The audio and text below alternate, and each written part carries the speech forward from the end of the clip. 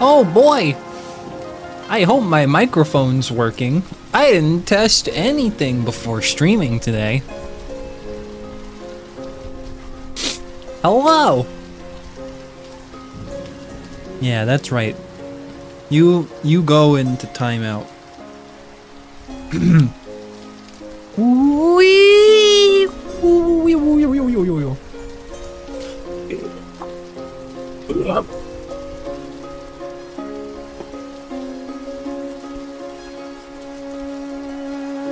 Nobody tell him that we can hear him? Am I just screaming hopelessly into the void? The pits of my soul. I will turn over the corners of my heart, crying out into the great unknown, the nothingness. I love screaming into the void. It gives the void a voice. But if a Zev screams in the void and no one's around to hear it, then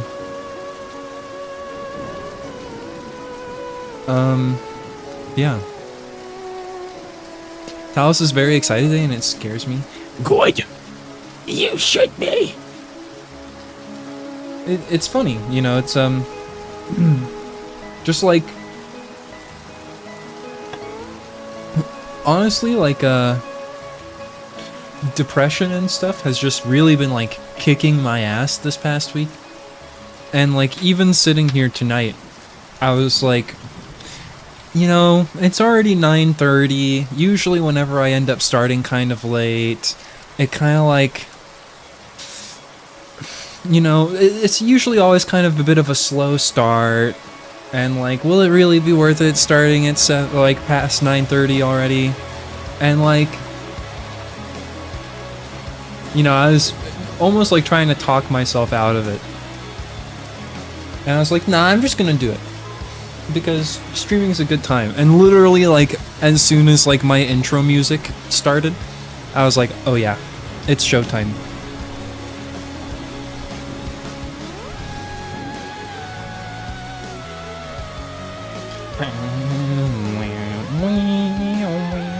Okay, so I have some explaining to do. Did you enjoy last night's storm? Honestly, I did. It was crazy. It was a great storm. It was going nutso outside. It was kind of lucky that I didn't end up streaming, because I would have just lost power like an hour and a half in. You don't have to explain. I do have explaining to do, because I'm like pretending that this is like me starting the game, when actually you can see right here I have a playthrough that's like 67% of the way through the game already or something. And so I actually played this a while ago.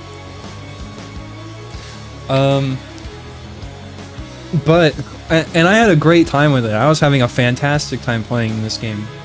But I was streaming it, and it was when my computer is not as good as it is now. And the whole time I was streaming it, I couldn't focus completely on the game. Like, there was always part of my focus that was being like, alright, when I'm in this area, how's my FPS? Is the encoder actually handling everything? Is it, you know, is like the stream quality okay? Am I still running at 60 FPS and all that stuff? And I just couldn't focus on, like, I couldn't completely focus on enjoying the game. And like, this game is visually beautiful, it's stunning. You know, we're going to like dig deep into all the types of like moral quandaries and philosophy that this game like poses, because I honestly, you know, the puzzles are great, but half the fun for this game for me is being like, but how do you define a man? Are any of us truly good? Is your moral fiber truly different from mine in any shape or form? And do morals even exist? And just all that stuff. And so, yeah. But it's been a long time since we played. And so what I think, I haven't fully decided yet, but what I think we're going to end up doing here, let me get the game's music on. It's a little bit loud. Let me turn it down a little bit. What I think we're going to end up doing here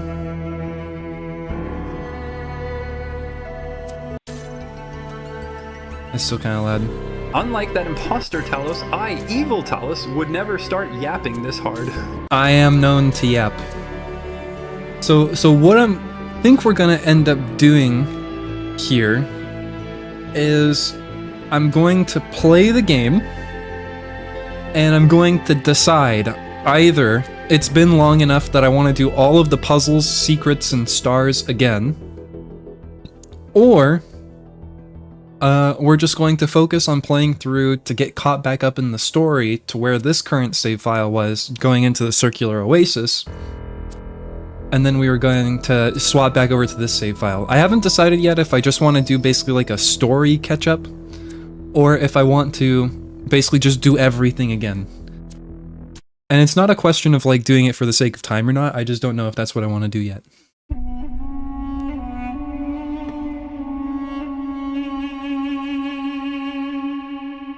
A prophet hath no honor in his own country. I have always felt that a human being could only be saved by another human being.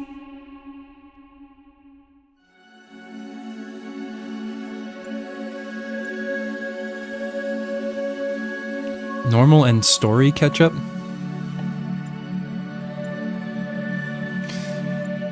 Is it like British ketchup versus like American ketchup? One has a lot of sugar in it.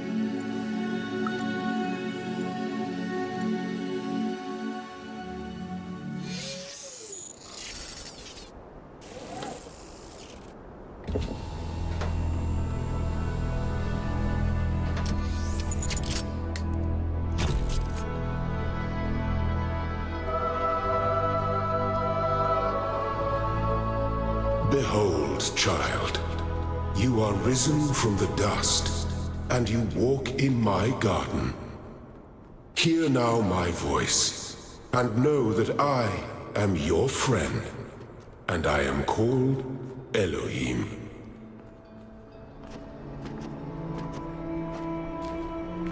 There's no protogen in this game, 0 out of 10. I know, chat. I'm not allowed to stream my furry protogen 2 on Twitch, though, so this is gonna be the closest we get.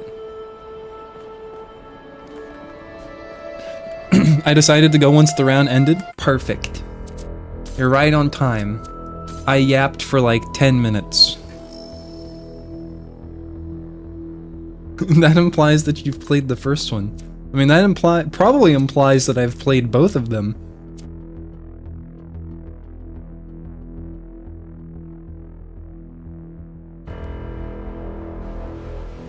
Let's see, how do I make sure that my FPS is capped? Okay, capped at 60. I'm gonna drop down from ultra just to high. I think that'll be fine. You are down bad. I am horny on main, for sure. So a recap for the story, for anyone who hasn't played the first game, because it is important to know the story of the first game. Basically, humanity has gone extinct. There was some sort of virus that they unleashed from the polar ice caps because of global warming, and it took out everyone too fast for them to do anything. This is a yapping game then? Yes. You know, I'm tired of playing with my friends. I'm tired of talking to people. There's still a mochi floating in the air? Well, who's gonna eat it? Here you go, chat. Someone finish this.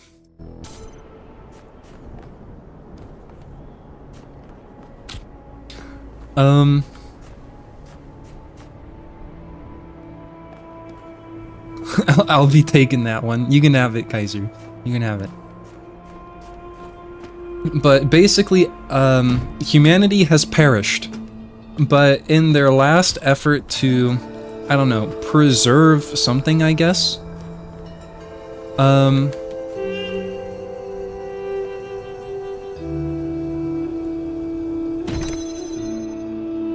When do you ever let yourself have the HADs? The what? Hold on, I need to finish a single train of thought. 1 second. Yeah, to just preserve humanity or preserve intelligence in some way, they made this like digital program, which is basically what you play through over the course of the first game. And the idea is that like they're constantly is like iterating like some sort of like evolutionary algorithm to try and like basically create some form of AI that basically like would be able to complete all of the puzzles to be able to ascend from the virtual program and take over what would be like an actual physical like robotic body in the real world.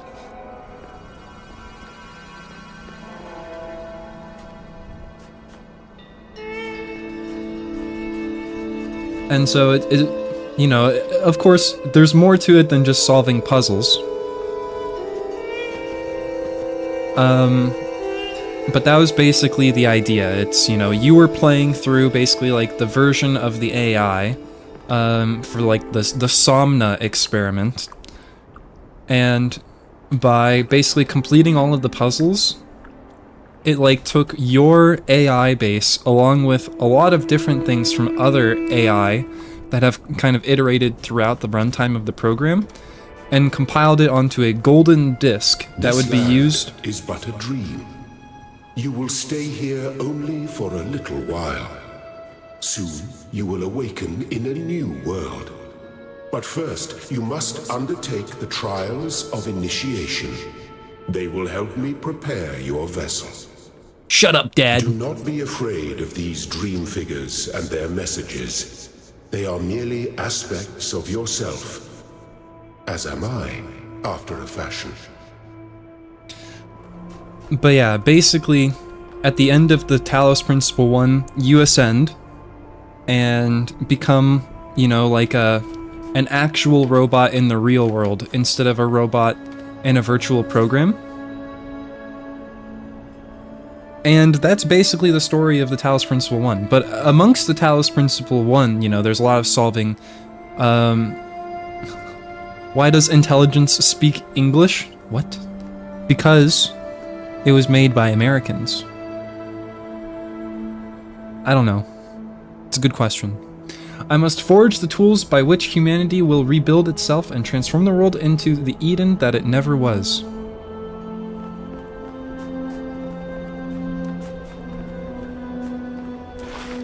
But, and so that's kind of where we're picking up here.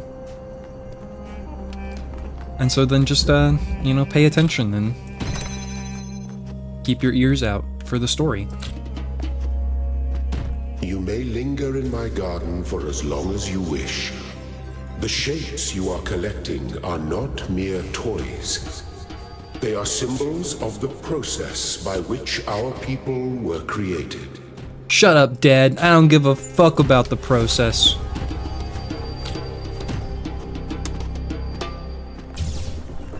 I'm gonna do a lot of these puzzles really fast, just by the way.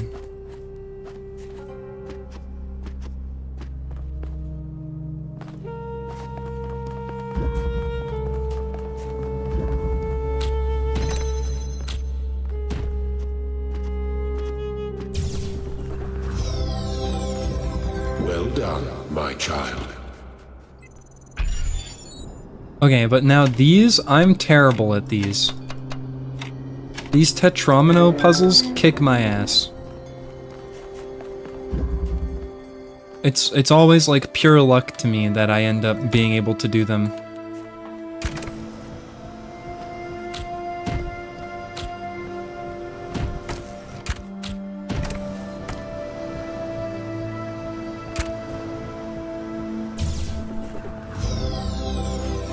Very good. What's your favorite AI nation in fiction? I like the Synthients from The Matrix, aka the Machines, aka O1. My favorite AI in fiction are the colony of AI from a webcomic called Freefall.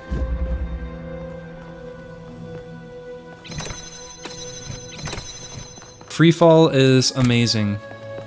If none of you have read Freefall yet, you should. It's very long, though.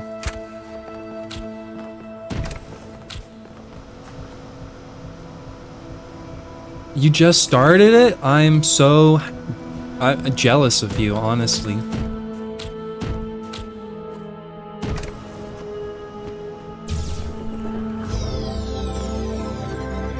Freefall is so good. There's also a furry in the webcomic. If that helps any of you.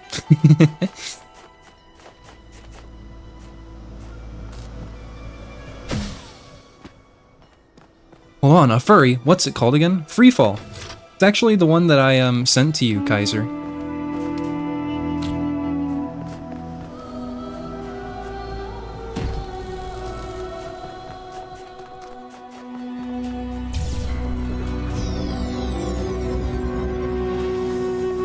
But yeah, one of the characters in Freefall, Florence Ambrose, is a genetically created AI called a Bowman's Wolf.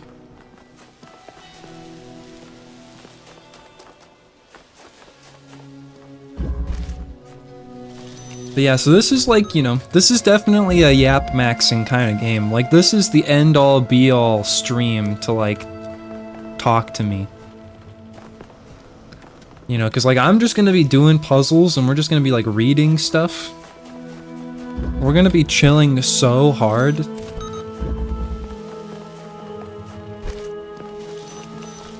Sometimes it's nice to talk to you, yeah, and sometimes it fucking sucks, I know. I get it. Sometimes I'm insufferable.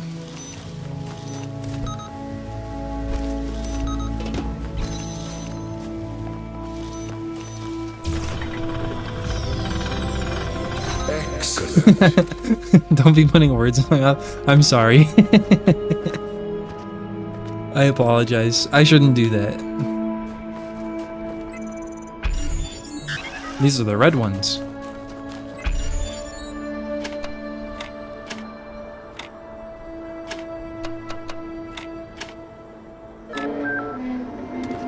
I am proud of all my children. Out of a world of ruins, they have built a new Jerusalem. And there your brothers and sisters await you to celebrate your birth. My birth! They're gonna celebrate my birth. Birth, birth, birth, birth.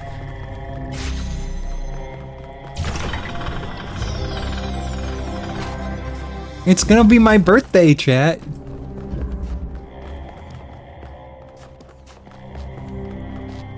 Yay.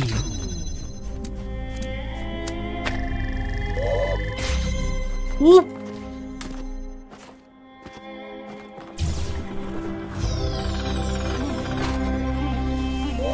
Woo. Wow. Hydrate. I have root beer. Does that count?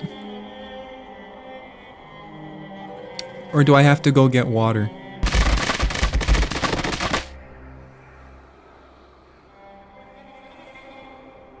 Root beer? Look at these shaders, chat.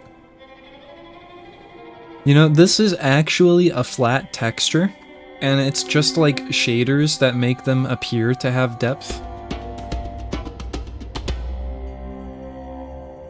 Or maybe it is rendering at an actual higher fidelity. I don't know. Oh my goodness! Rory, thank you for the raid. Oh my gosh. You guys raided me when I'm playing my game. It's my principle.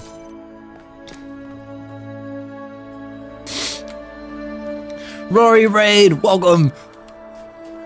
You guys were playing Cyberpunk. How did that go? I still have never actually played Cyberpunk. It's Talos playing Talos. What the fuck? What the fuck?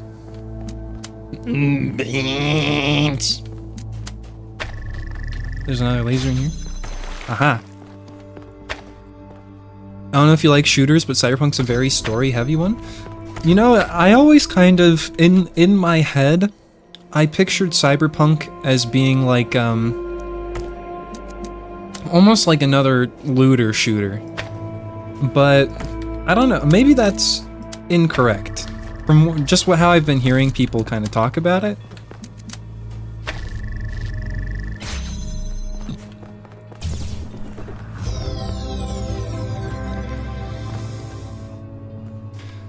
It's like a shootable novel. See, in my head, I like Cyberpunk, I put it in like the same category as like Borderlands and Skyrim.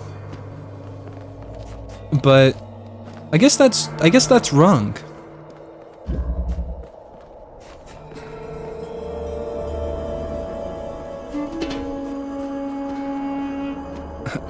Now, we're not gonna start comparing Quake games or whatever.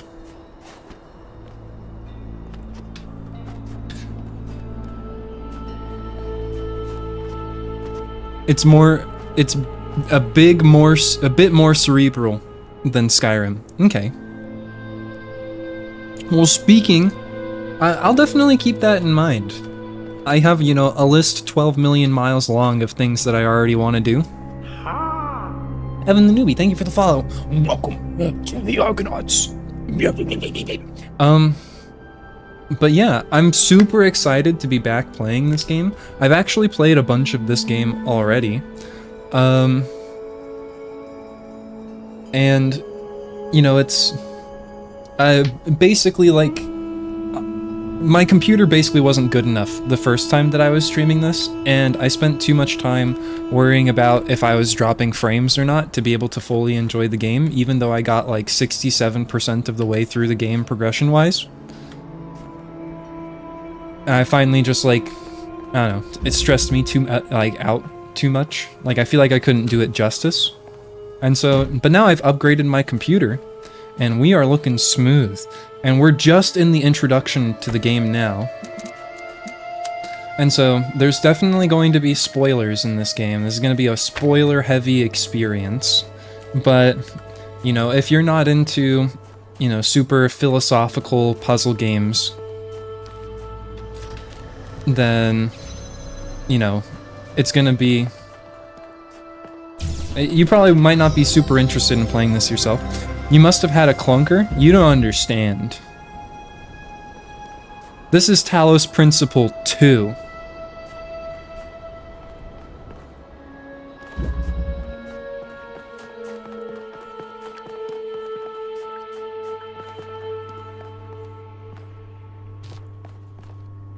This is the second one. And like, this game is insanely beautiful.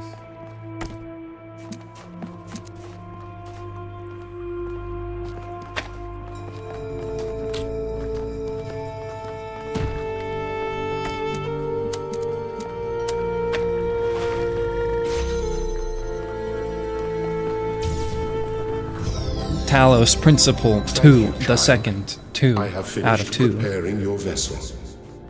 Now hear my advice. A new world awaits you, full of dangers and mysteries, signs and wonders. Yeah, Things shut that up, I Dad. in my garden could never have imagined. Shut In up, that Dad, it's my world, you will birthday. have to be careful and smart and curious.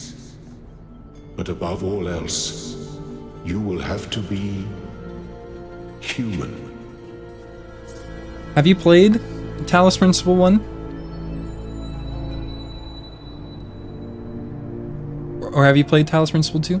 I mean, the first time I should clarify at least, the first time I tried to play this game, my computer is like basically the same as it is now, but I had a 1080. And the 1080 was just not good enough, even on the lowest settings, to not drop frames while I was streaming.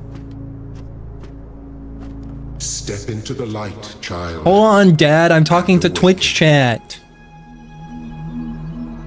But, Now I have a 4070.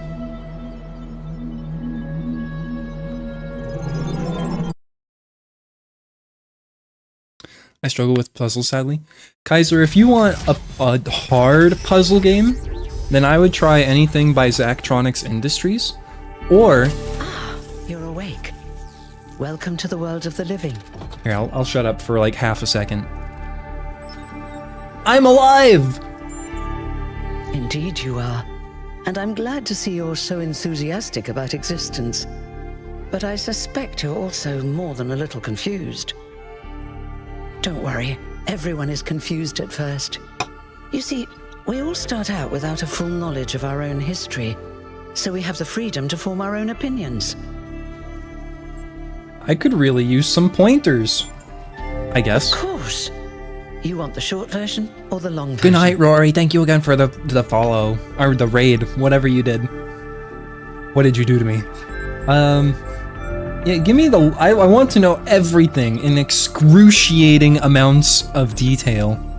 All right, you asked for it. A long time ago, our ancestors dominated this planet. We call ourselves human, like they did, but they were organic.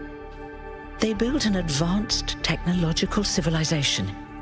But unfortunately, their impact on the ecosphere caused changes in the climate, and an extremely contagious virus was released from the permafrost. Hey, they're saying everything that I talked about and stuff. Alice in the game are yapping crazy. Dude, if you're not here for yapping, then you should just come back next stream, because oh my gosh, there's gonna be so much yapping. Like, during Talos Principle 1, there are these, like, parts in the game where you'd sit on terminals and you'd, like, argue with, like, the library assistant AI, who's become, like, a pessimistic philosopher, or, like, nihilist, basically. And, like, we would sit for just, like, 40 minutes on, like, a screen that was just, like, basically, like, a black with white text, like, CMD prompt terminal, just, like, talking through things. I was having the most fun ever, but, like, visually, I don't know. That's something our historians still debate. Why weren't they more prepared? Why did they invest so many resources into making war, and so few into useful research? It's hard to understand. But no matter the reason, in the end, they simply ran out of time. So where did we come from, then? A team led by a scientist, Alexandra Drennan, began a project that was intended to create a new humanity. But knowing that there wasn't enough time, Drennan initiated a process, a series of iterations inside a simulation that would lead to the emergence of true artificial intelligence. That's why we remember Drennan as the progenitor. Drennan's our mom. Was controlled by Elohim, who wasn't really meant to be intelligent in the proper sense of the word. But it all took much longer than anyone had expected. And over the centuries, Elohim actually became sentient. Sentient and afraid. He didn't want the simulation to end, so he tried to cheat. I feel sorry for him, really. The whole simulation was built around learning to defy him. It must have been hard to be in that position. He didn't seem that bad when he spoke to me in my dreams. When the simulation was completed, he became part of all of us, and it really changed him.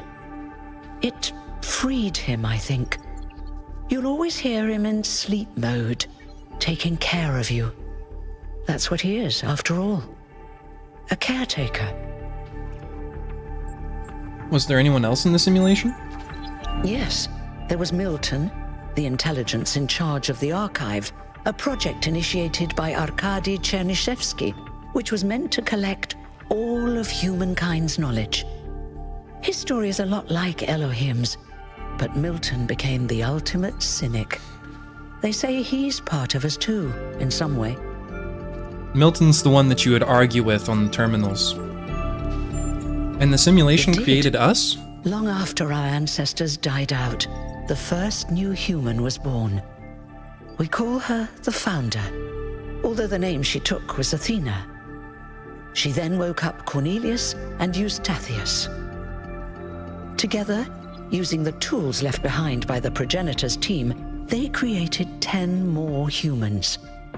These 12 who followed the Founder are known as the First Companions. Athena and the First Companions then set out to rebuild the world, and they founded the city of New Jerusalem. But then one day, she suddenly disappeared. Many still await her return. This is a cult, just you wait. You have no idea. And one of the things that I love is how they just like, a lot of their names and cultural reference are just like a hodgepodge of like surface level things that you can find over the course of like modern history. Before the Founder vanished, she set a goal for this city. We call it the goal. Capital G and all. The goal. To make 1,000 new humans, and so complete New Jerusalem. Well, that's the official story, the way the mayor tells it. What's the unofficial story? Some of the First Companions, like Byron, don't believe that Athena really wanted us to stop growing. They think her ideas have been twisted and embellished. And what do you think? They may be right, but I didn't see Athena very much in the years before she left.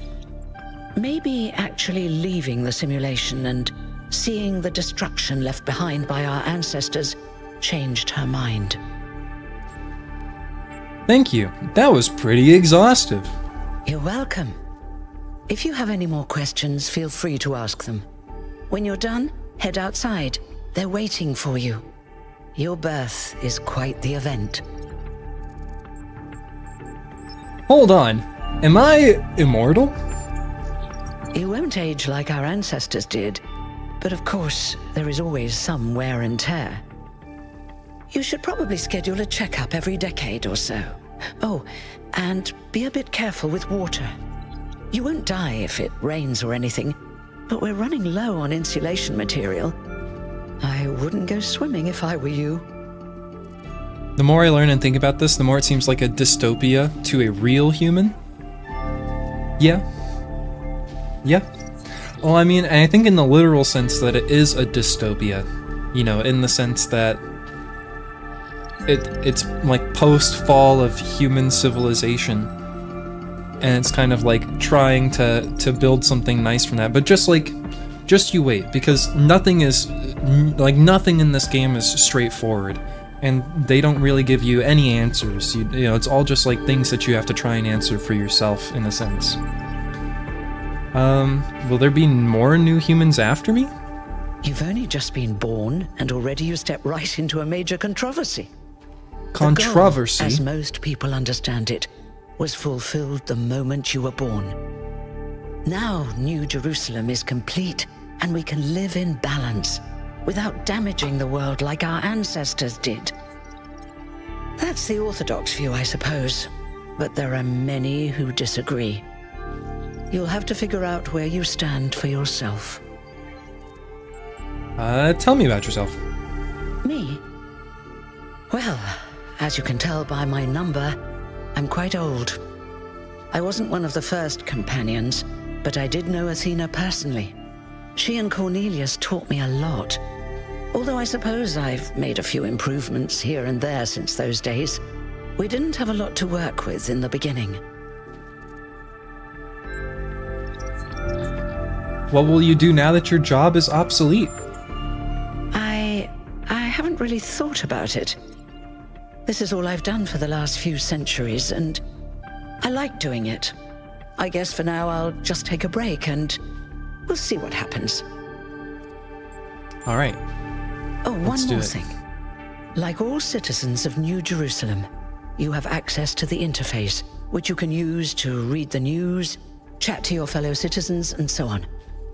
It's a crucial tool, and modular too. You can easily add new functions. Just don't subscribe to too many newsletters at once.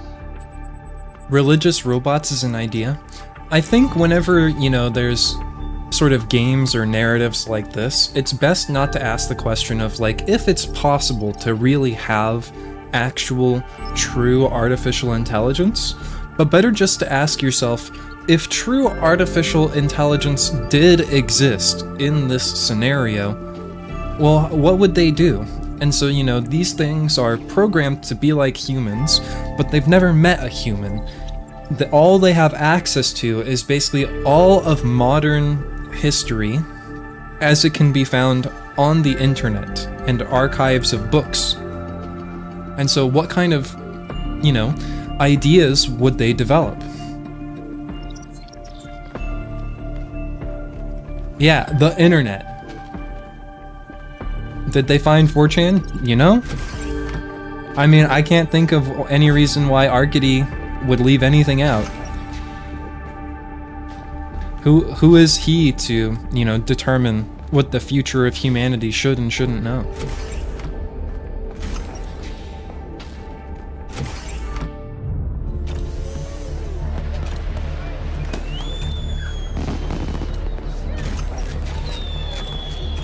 Look, it's 1K. Hey, Yay! 1K! Welcome to New Jerusalem! Yay, it's my birthday, Shouldn't the mayor everyone. be starting his speech. This should be interesting. At least give him a chance. Dear citizens of New Jerusalem, many years ago, when the founder stepped forth from the simulation, this was a land of ruins. Our ancestors, in their hubris, undermined the natural foundations on which their world had been built. Because of their arrogance, our species found itself on the brink of annihilation. The founder aimed to set us on a new course. You never even met the founder. Her vision was of a city, a new civilization that would know its limits. It would not repeat the mistakes of the past, Pardon me. nor impose its will on this earth. To that end, she set the great goal we have been striving towards. 1,000 new humans. And today we have... Oh dear, what's that? Oh no, an antagonistic plot point. People of New Jerusalem, I am Prometheus, and I will reveal that which was hidden. The flame has awoken and summons you. Who is brave enough to answer its call? We await you upon our island where...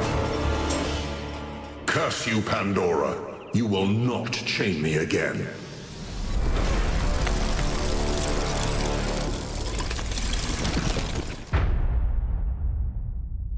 Brave New World.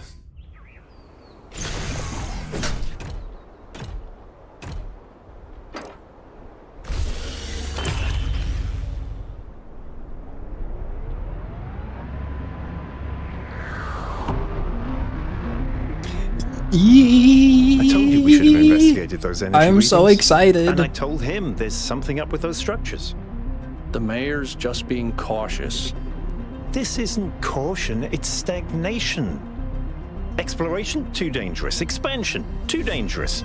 We barely even scavenge anymore. You call it stagnation, I call it balance. And I call you an idiot. Here's a thought. Try to be a little more diplomatic when you talk to the mayor.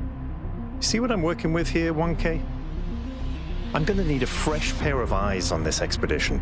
Someone who hasn't spent several centuries hearing about the goal and the founder and all that nonsense. If you're up for an adventure, meet us at the conference room. I love adventure.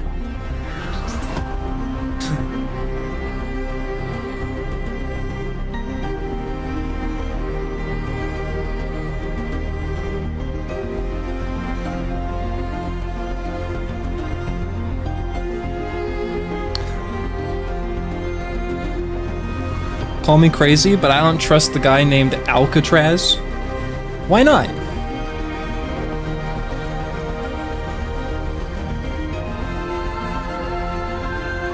Listen, he doesn't know what his name means, probably.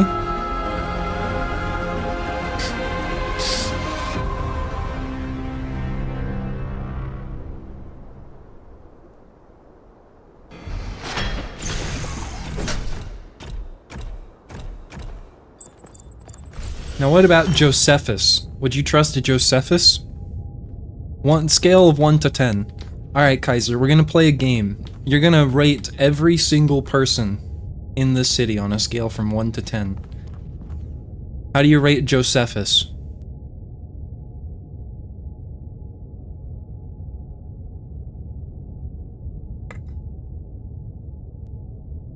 Six out of 10. Alright.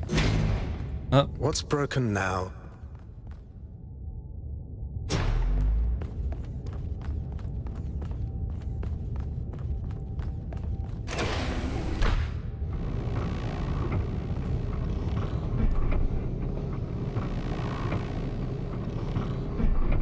Why is there a thing in the dark? I don't know what you're talking about. All right, listen up. I know you're all having fun down there, but the grid is overloaded again, so maybe you could switch off your personal consoles or your lawn mowers, or whatever the hell you've all decided to switch on all at once. I might not be around to babysit you for a while, and you don't want stuff breaking while Pellegrino's in charge, do you? That's it. That's it. Don't worry, 1K. I see you there in the elevator.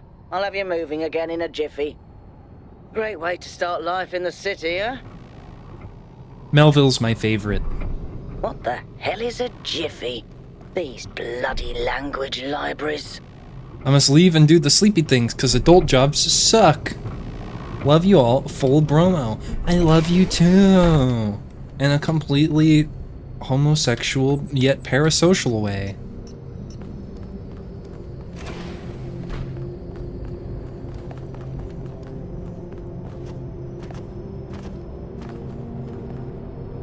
Hey, hold on there.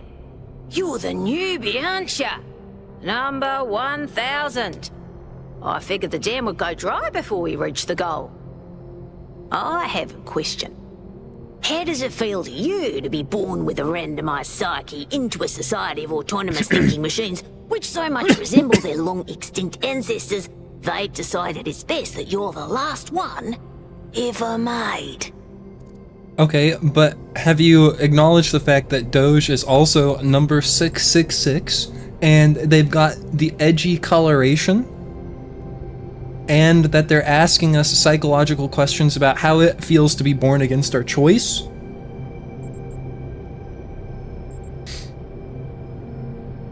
Have you considered the essence of their questions? Have you considered that this person is designed for you to dislike them? Have you considered the fact that there's everything in your natural societal code that makes you dislike this person? It makes me feel curious. Why? Why?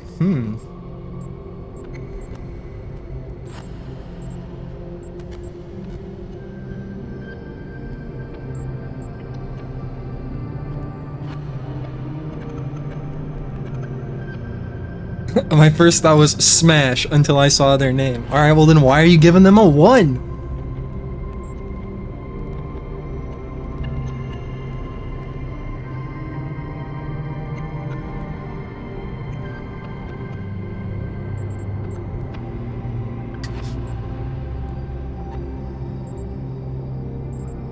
I don't see a way to explain it. Nah, I can do better than that.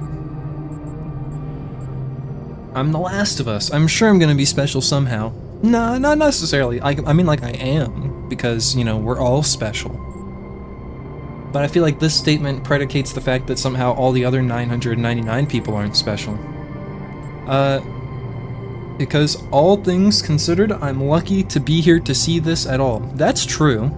But so is just every other living entity in the universe. We're a 0.0000001% chance in the face of all of humanity, society.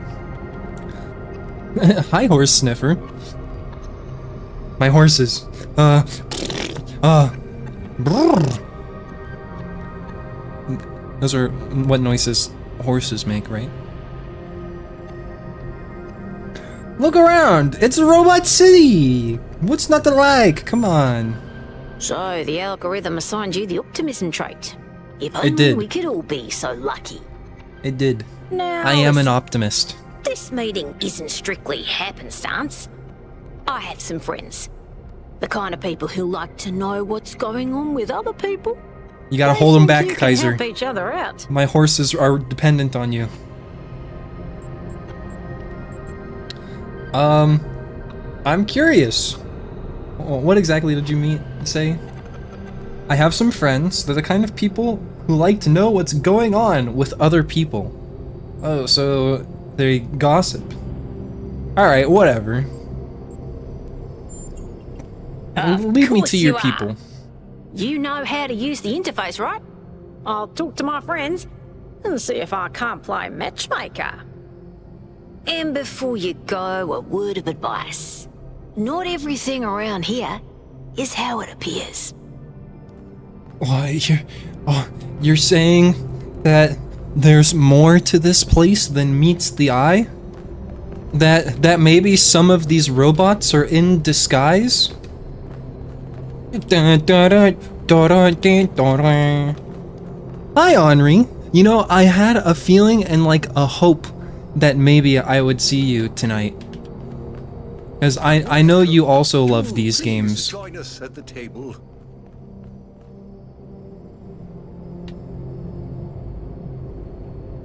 Talos, what the lore? What's going on? I'm so confused. You're just a little bit late. Give me the rundown? Okay, I will give you the rundown, just for you. So, this is Talos Principle 2. Are you familiar with what's happened in the Talos Principle 1 at all?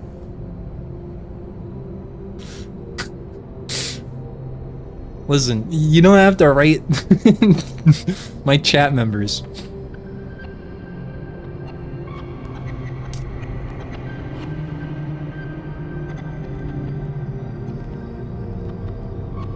Haven't played the new DLC yet? At least, yeah, I haven't either. I'm excited. Listen, it's just Kaiser. It's just Kaiser, chat. They don't trust anyone. I mean, I'm sure like a 5 on Kaiser's list is basically a 10.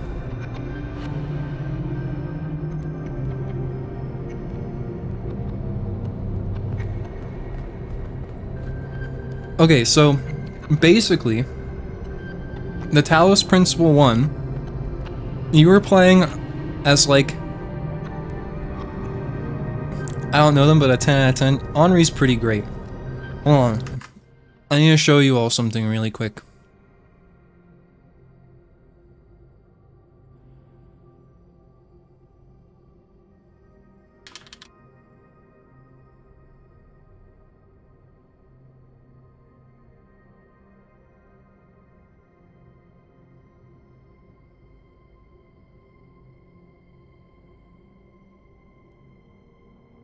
Hold on. Hold on. Hold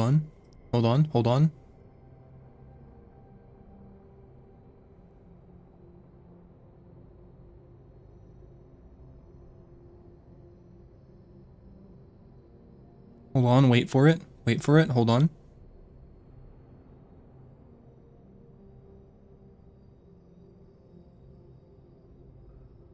Are you still holding on? Are you holding?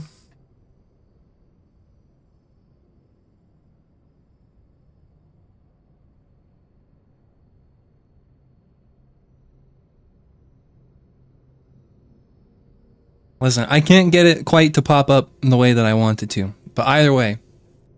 Look at their little icon. Look at them. Look at their gazelle character. Look how adorable they are. I tuned into their stream one day because they were streaming Return of the Obra Dinn, and like whenever I opened up like a new tab, their little profile picture was like popping up down here, and every time it would pop up, I was like, why is their character so cute? How did you do this?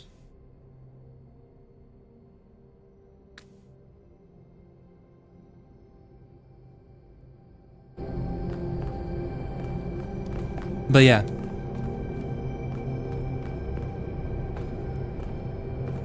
Oh yeah, I was gonna give you, Horse Sniffer, I was gonna give you a rundown of the story.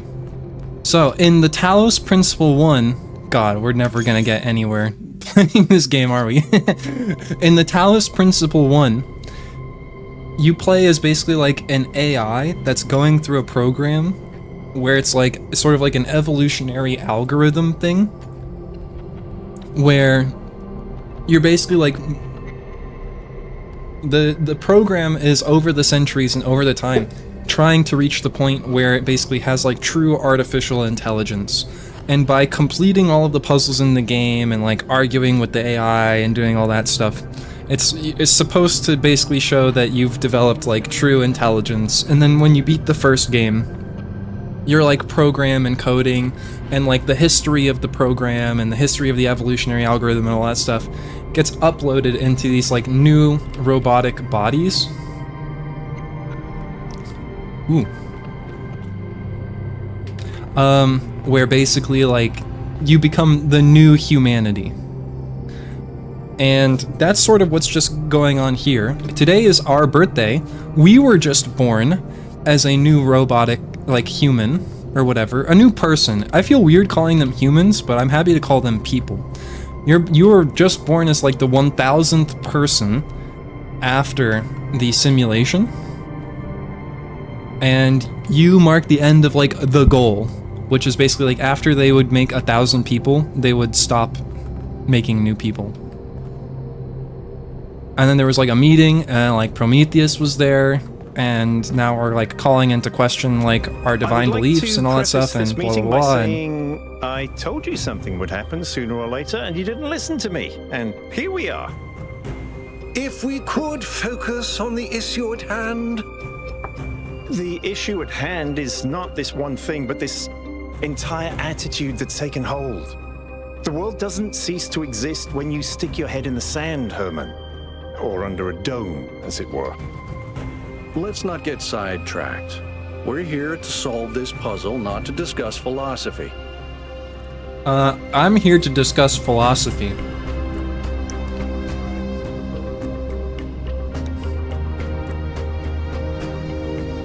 Laws is in like Asimov shit. Well, there's no humans left. And so I don't think there's anything at play like the Asimov's laws of robotics or whatever. Byron is a 9. We like Byron. Byron's good. Al's right. Let's move past this for now and deal with this transmission. Yakut, please start the briefing. All right, here we go.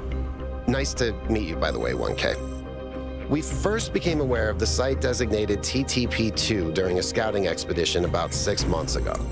It's a large island with a remarkably varied geography, and it looks like there are several artificial structures of some kind. We recorded extremely unusual fluctuating energy readings from somewhere in the middle of the island, but couldn't really make sense of them. I wanted to go and have a closer look, but the decision was made that it was too far and not relevant to the goal. Now it looks like whatever's on that island has reached out to us instead, in the form of that projection. We may not be interested in the island, but the island is definitely interested in us. Did I ever tell you about my time in the Wizard Wars? I mean, is it really like your time in the Wizard Wars if like when the Wizard Wars happened, like time was frozen? Does it really count?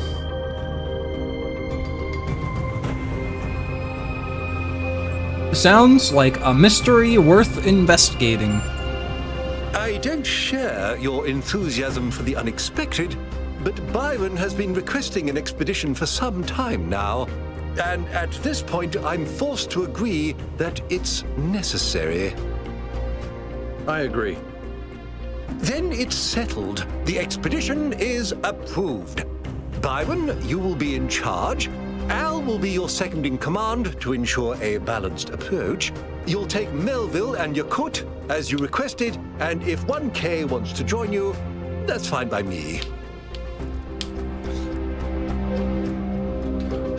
What do you think of Hermanubis? I'm in. Excellent. Oh, this is going to be fun. Come meet us out on the landing pad when you're ready. Before you set out so hastily, do consider exploring the city first. It is your home, after all. That's a good idea. Have a look around. See what you make of the place. Okay. Hello, Hermie. What can I do for you, 1K?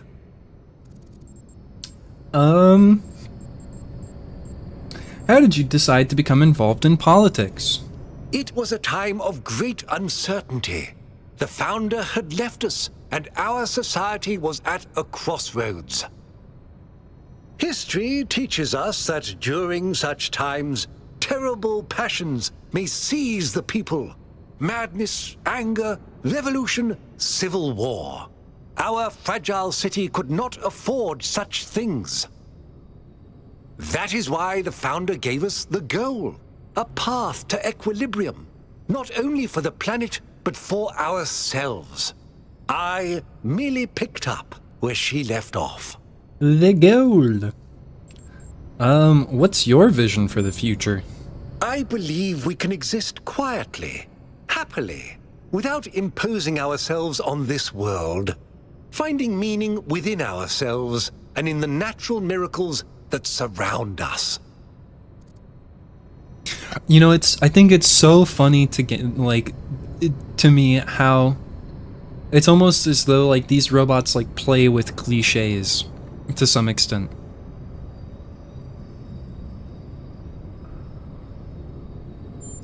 How do you feel about Byron? He is one of the first companions, and as such has done more for our city than you or I ever will.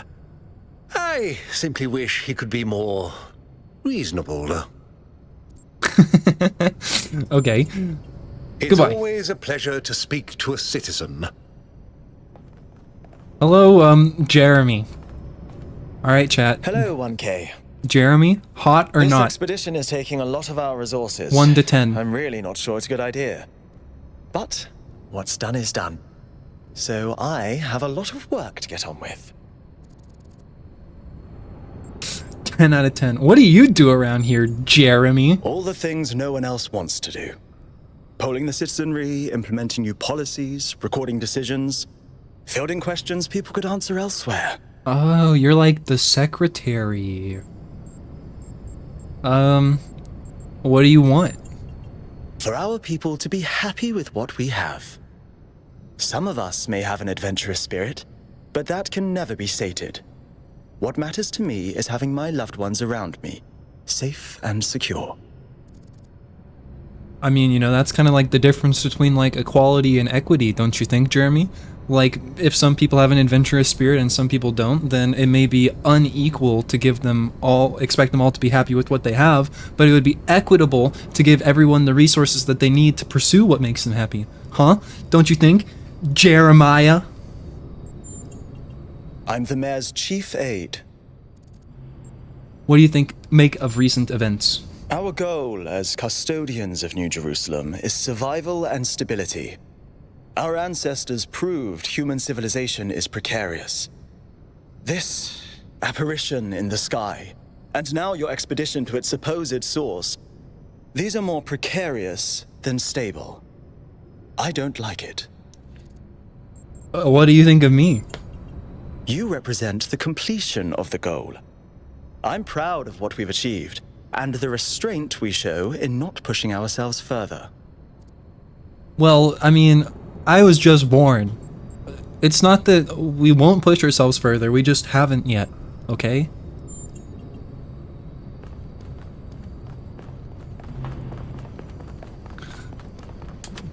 Yeah, Jeremy's pretty mid, actually. Bonk, bonk, bonk.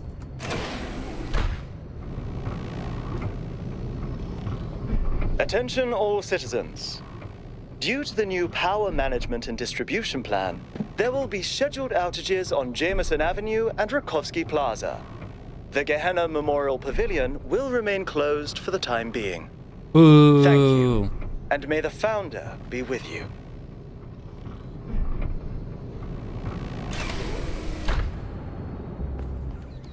I like how the entire controversy is because of you, but not about you. Yeah.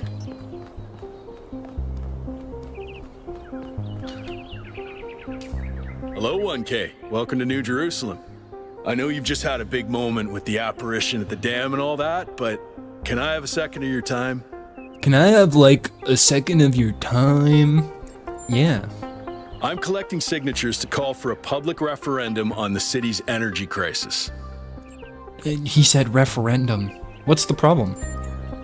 Currently, the city runs on hydroelectric power from the dam, plus a handful of geriatric generators and some unreliable solar panels, none of which is enough to even cover our basic needs. And if anything fails, we'll be on the brink of extinction in a matter of days.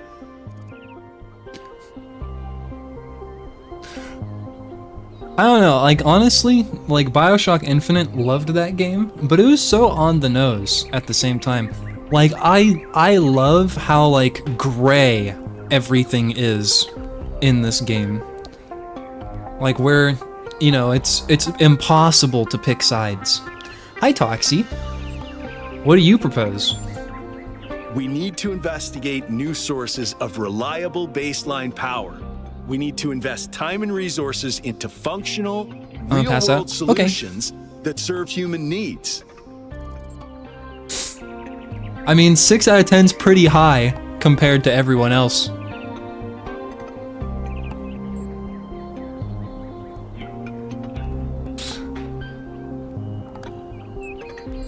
I mean, if it makes you feel better, Toxie, I'm like a 0.1 or something.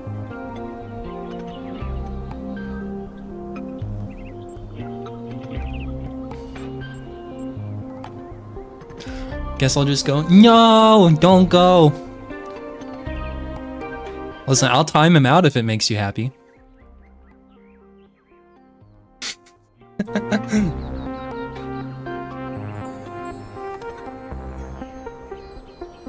You told me to do this. I told you to rate the townspeople. Listen, you don't have to rate my chat.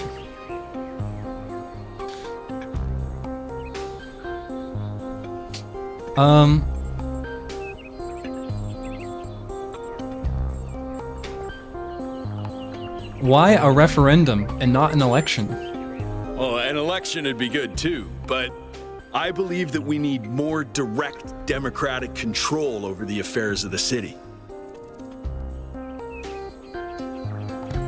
Yeah, how many people does it take? Like, what's the classifications again?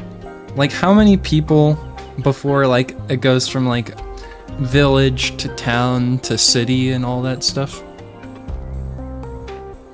It's like actual classifications. Do you work at the dam?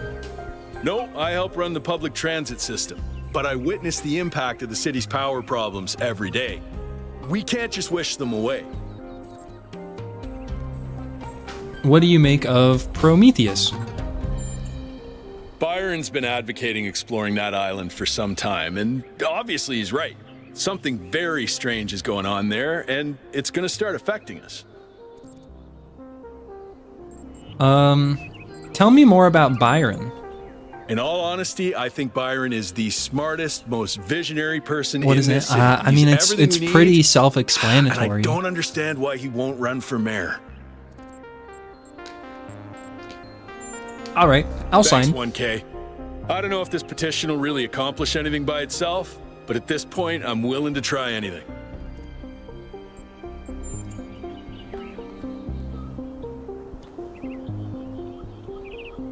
Alright, but how about Moriana? Look, they have their own alphabets or something. Sign our petition for a public referendum. New Jerusalem needs new forms of energy generation. Kaiser, focus. Focus, Kaiser. Moriana. 0 to 10.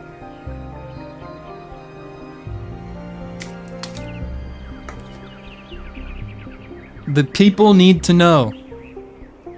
2. All right.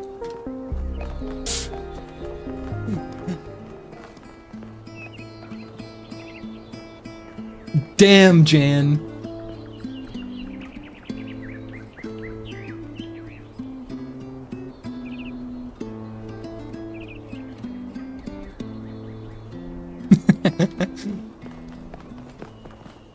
Okay.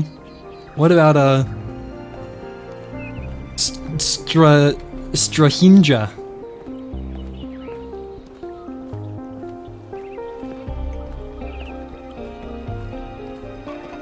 Damn Jan, more like damn jam.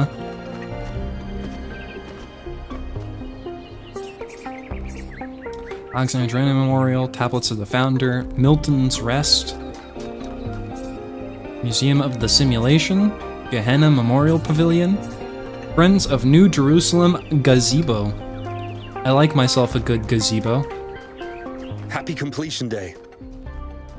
A Benariah. He's number 12. Oh, we got Blodget.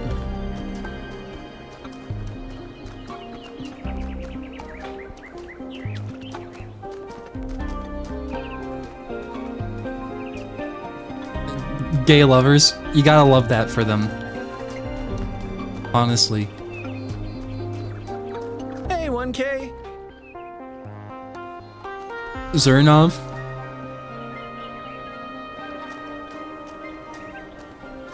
Maybe like I give him maybe like a 6. Little too enthusiastic.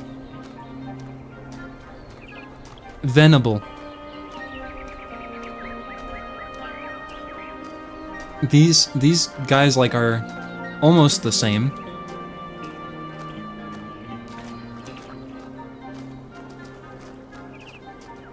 No, they're different. They're different.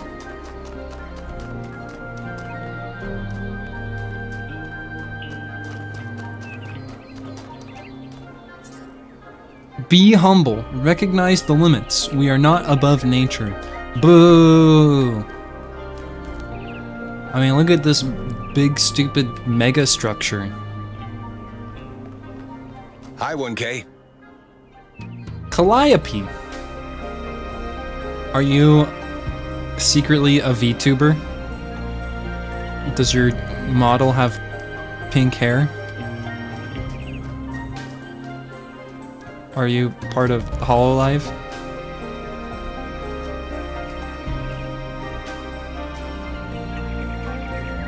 Garrus. The strong, silent type.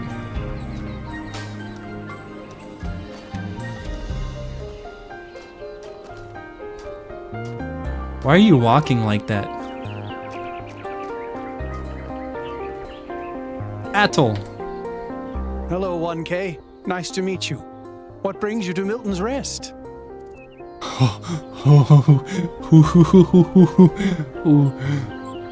I seem to inherently like cats.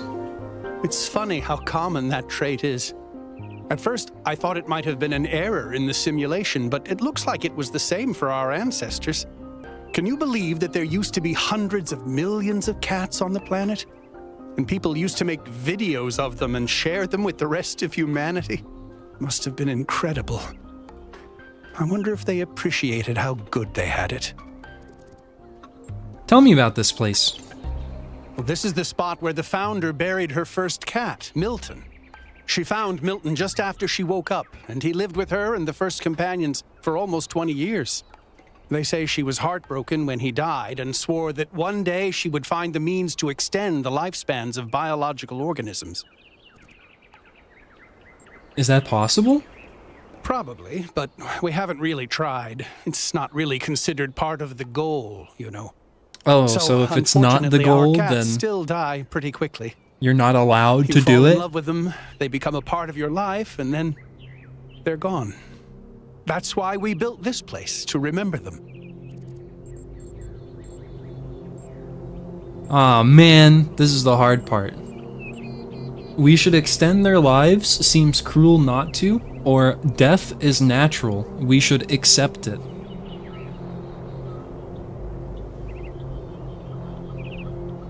I mean, you know, it's always kind of like a loaded question, right? We should extend their lives, seems cruel not to, but are there absolutely no repercussions for extending their lives? Because, I mean, the whole problem with, like, humans living longer than we did, like, 100 years ago is now we end up getting cancer. Just because we, like, live too long and our cells just end up, you know, having more potential mutations or more potential genetic bugs or whatever.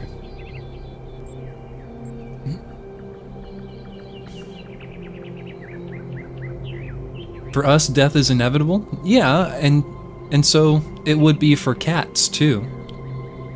But I don't know, I mean, I suppose I don't feel like it's cruel. I don't feel like it's cruel that we've extended our own lifespans. And, you know, I do believe that humanity has some, like, level of... what's the word? Responsibility for any domesticated species.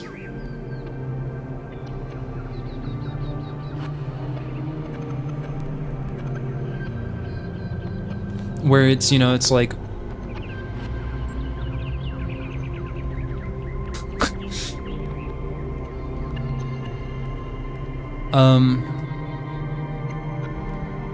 Well, I can tell you, Kaiser, that Automod censored it because you said, piece of shit universe.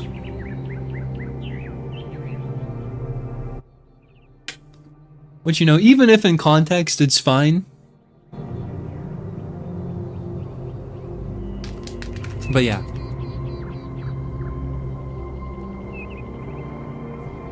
I think we should extend their lives. It seems cruel not to. If we can do so, you know, without creating more suffering. I agree, but it's not how things work around here. Tell me about cats. They're incredibly odd creatures. I've had many, and no two are alike. They have strange habits, they do Adel's a unexpected cat things. boy. They have zero respect for anyone. They're the weirdos of the animal kingdom, basically. And despite that, or maybe because of it, they end up running your life. I once didn't use my recharging station for almost 15 years because one of my cats liked to sleep in it. You have a cat at the moment? I do. Her Tell name me is about your Patricia. cat. She's very beautiful and very specific in her preferences. She loves sunshine and sitting on people's heads. And she has a psychotic hatred of flies. I don't mean that she tries to catch them like a normal cat. I mean she is furious at the mere fact of their existence. What's your favorite cat fact? I think the most amazing fact about cats is that they self-domesticated, which is another way of saying that they're not properly domesticated at all. They just showed up one day and decided to start living with our ancestors. Then, after our ancestors died, they went back to living in the wild, and when we showed up, they moved right back into our homes.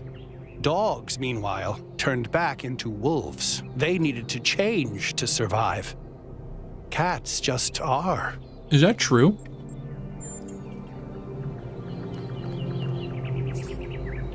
Milton, when everything changed, you made sure I wasn't alone. Cat.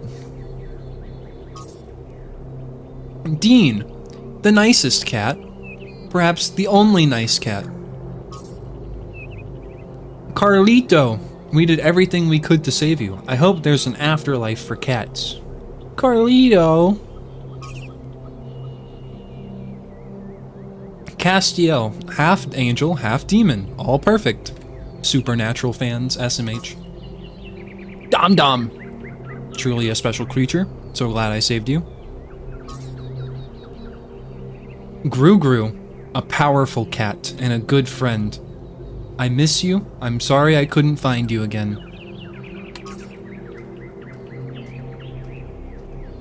Hassan, you were very gentle and beautiful, and I wish nature had been kinder to you.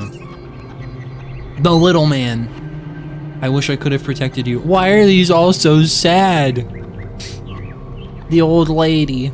Undoubtedly the most powerful demon on Earth. Love you forever. Sam. Is it a cat or a tank? The tiny, quiet, kind, impossible to pick up even with hands of steel. Look at those big, stupid eyes. How do they know what a tank is? They may not even know what a tank is. They just know that, like, tank is like a noun. Mr. Cat, father of generations. Base mundo! No cat ever loved humans more than him. Would have been a perfect companion for Alexandra Drennan. Iris, your fluffy whiteness was like that of a cloud. Max, loved food so much he struggled with diarrhea. Me too, Max. Me too. Eva liked to play with laser beams. Me too, Eva. Me too. Frodo could fit in any box, no matter how small. Me too. No, wait. Ivan, you raised us as much as we raised you.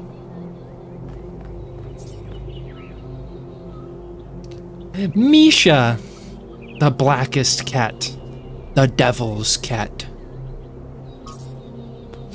Arya, alas, you've only ever sang for food. In loving memory of Biba, the originator of the pigeon slang industry, and just a cat with impeccable taste in humans. Where's Mish? Yeah, maybe we need to, like, I don't know. Maybe we need to wander around and hope that Mish shows up tonight. They won't get to see it until we come back to the city if that happens. Or if we end up leaving. Okay, but look at that smug cat. God. Okay.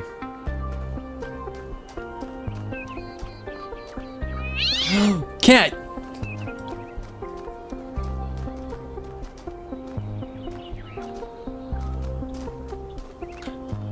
Green.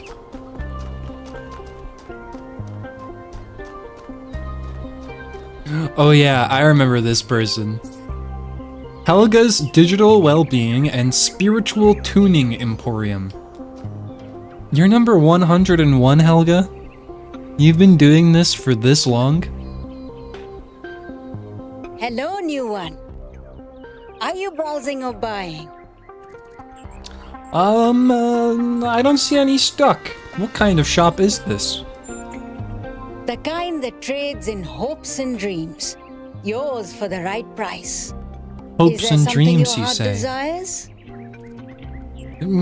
Perhaps. I've uploaded my most popular items to your interface. Does anything there spark your imagination? Internal monologue, 10 credits. Sensory tuning, 10 credits. Future prediction, 20 credits. A clean start, variable price. Inner peace, 1,000 credits. Yeah, give me inner peace. Woo! Inner peace doesn't come cheap. Come back when you've got 1,000 credits. How many credits do I have? So, something else perhaps. Credits? Oh, you don't have any credits yet. Well, let me extend you some credit. Ka-ching! 55 credits. Just make sure you spend them with me. They're not worth much anywhere else. Now, what was it you wanted? Ka-ching.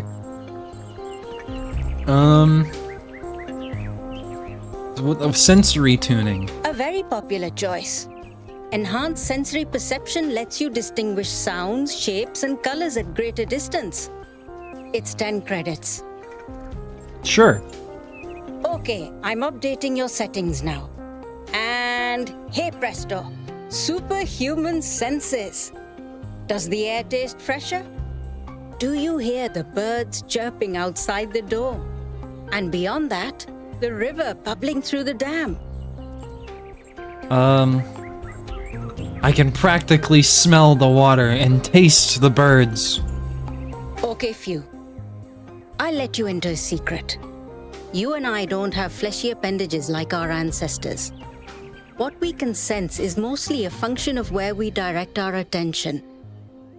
Anyway, I hope you find something worth paying attention to.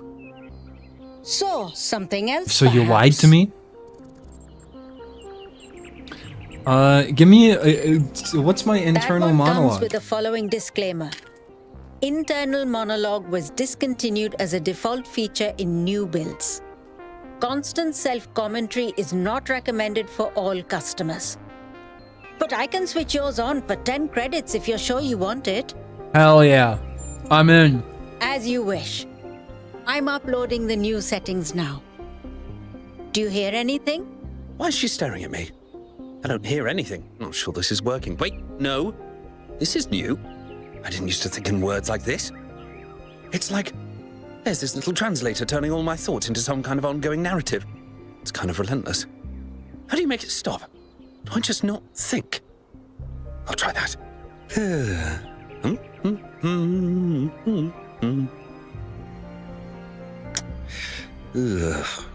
Is it working?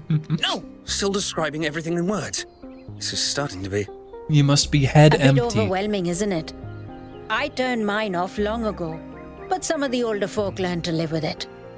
Sure you want it? No, I'd like a refund.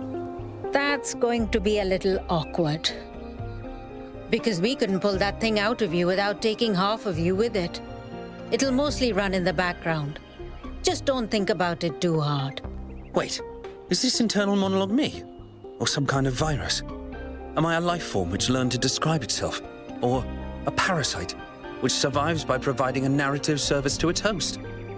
Hold on, she's going to say something else. So, You just something bought else, ADHD Breen. If you like these dialogue options, I think you'd like Disco Elysium. I think I probably would too. Even though it's a very political game, I've heard. For 20 credits, I can peer into your future and tell you what I see. Read my figure. Let me consult the algorithms. Oh dear. I'm afraid you're going to change the world. You will have a choice, but whatever you do, New Jerusalem will never be the same again. I'm sorry it's not better news. Best not to worry about it, dear. You just do your best to have fun in the meantime. That's what I'm here for, So, baby. something else, perhaps. Having fun. Can I do it again? For 20 credits, I can peer into... Yeah, do it again. What a shame. I don't think you've got enough credits No, for you're that. actually keeping track of my So, credits? something else, perhaps. Alright, how about inner peace, though? Whoa. I want inner Inner peace. peace? Come back when you've got 1,000 credits. Give me more. So, Alright, give me the clean start. I can give you that for free.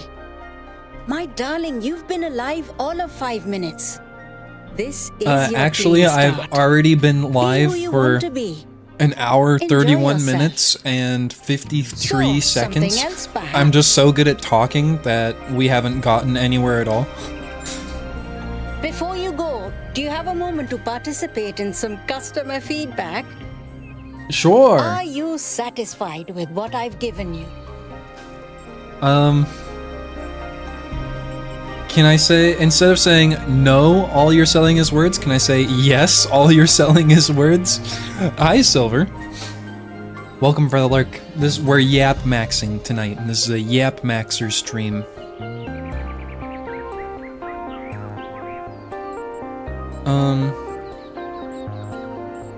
Sure, I'll say you're offering more than you let on.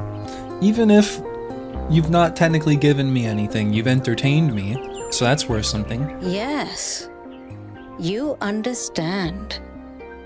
Words manifest the reality they describe. When you name something, you create it. Our minds are algorithms. Is this a and the verbal right sequence of NFT language thing? can change our underlying code. With that in mind, I hope you have a good day. I feel like verbal Please come back if NFT you is need a really anything else. complicated way What of saying an another. unusual person. I wonder if that internal monologue thing I bought is going to show up again. Oh, wait, here it is. Mo, my internal monologue. I feel like verbal NFT is like another way of just saying something else, but in a really complicated form. What, you're selling me a story?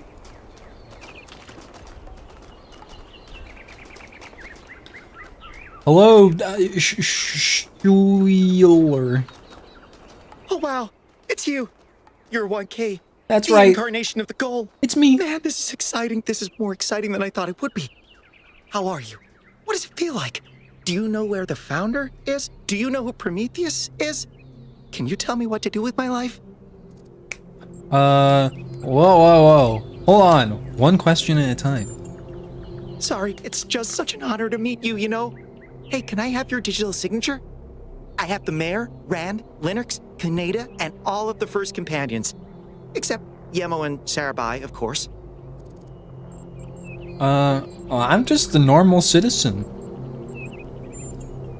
No need to be so modest. You're 1K, the one we've all been waiting for. But I understand. The greatest heroes are always humble. Hey, can I ask you a question? Just one question, I promise. Sure. I used to make the prefab wall parts that we used to build living quarters. Got good at it too. But now that the goal is complete, I don't know what to do with myself. So I asked the wisest people in town. The mayor told me I should do whatever the city needs most. Helga said I should do whatever makes me happy. I think that's what she meant anyway. And Cornelius told me I need to figure out who and what I'm invested in. You're the culmination of the founder's will. Tell me, what should I do?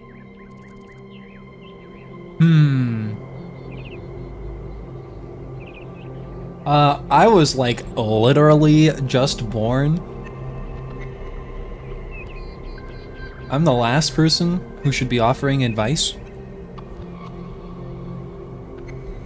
Did you ask Byron? Byron said that if I give the city what it needs, the city should also give me what I need. I don't know what to do with that.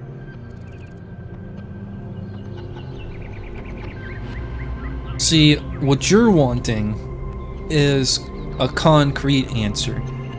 And none of these answers are concrete in the first place. But I mean, what everyone is striving towards should be fulfillment. And so which of these do I think characterize fulfillment the best? You know, not to just be like a Byron stan, but you know, it's like, you know, what the heck? Not again! Another raid! Wow!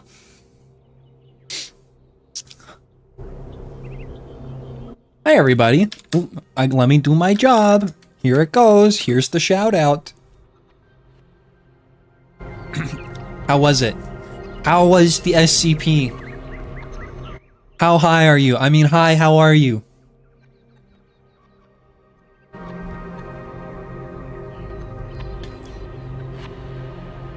Are you maybe like 8 out of 10 high?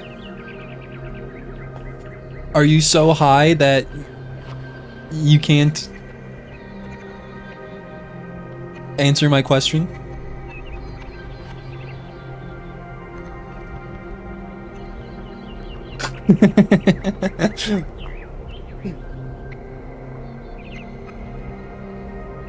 I am a knower.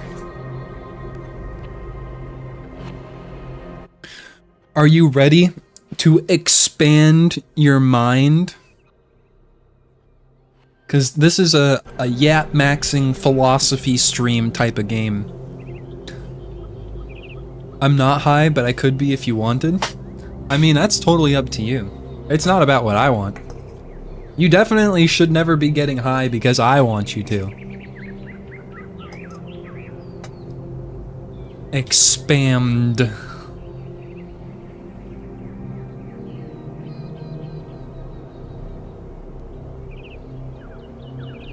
Okay, let me think. Find something that makes you happy is probably like, it's a very generic answer. I think just like seeking down like happiness with like a purely hedonistic mindset isn't even necessarily a bad thing, but it's not one that like leads to like fulfillment in one's life.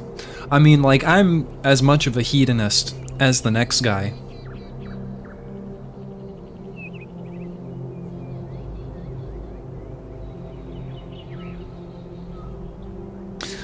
We love philosophy and puzzles with Talos playing Talos playing Talos. Listen, I'm not named Talos for no reason. You know, I'm all into the philosophy. You should do what the city needs most. See, my problem with that one is it makes your desires too extrinsic. By totally like having your personality and your desires revolve around the desires and the needs of the city, then I feel like you lose qualities that make you you. You become too extrinsically motivated.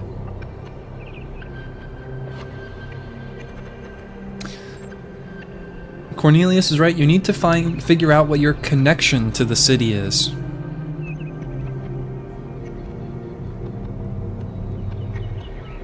So, I think Cornelius's answer is at least better than Herman's answer. Because Cornelius's answer is like Herman's answer, but it's more internally motivated. It's more about, you know, figuring out how 923, I can't remember this guy's name, how his motivation pairs with the city's. To figure out, you know, like, what particular individual piece they actually fit in with.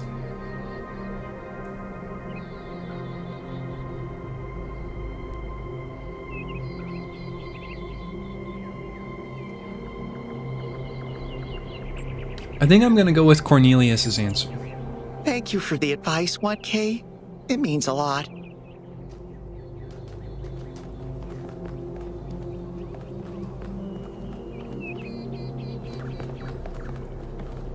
You know, because it's important to have community and to have connections and all of those things. Replica of the gargoyle asset found in the simulation. Gargoyles were grotesque, apotropaic symbols of the Middle Ages. The most famous historical gargoyle is remembered in the ancient phrase, Keith, David, and Goliath, which describes two indomitable opponents who will never surrender.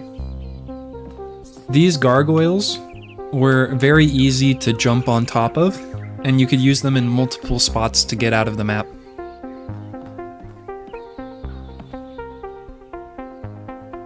My model's running a little slow, isn't it? How's my performance? Maxed out, but I'm still at a cool 46 degrees Celsius. I guess I might turn it down a tiny bit.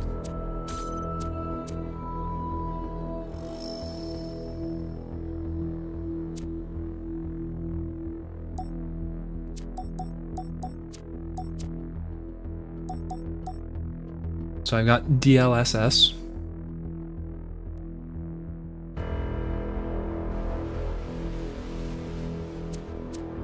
Auto detect.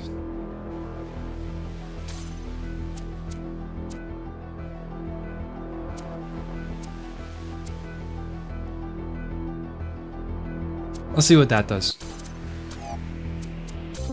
If anything. No. Made it worse.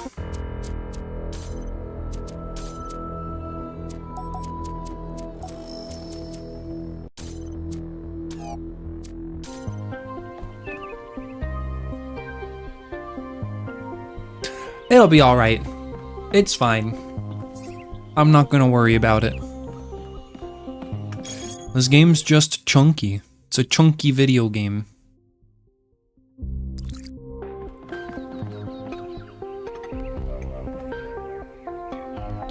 Oh, now it's good.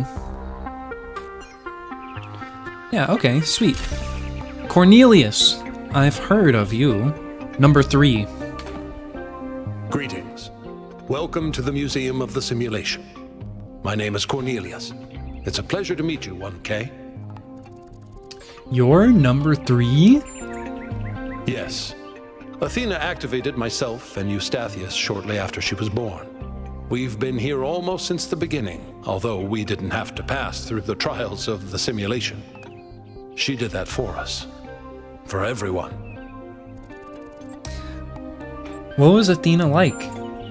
She was human. Dude, I'm not gonna lie. I did get high and shit. I'm seeing colors and shit. I'm disillusioned with the systems. Man, hey, what do you mean?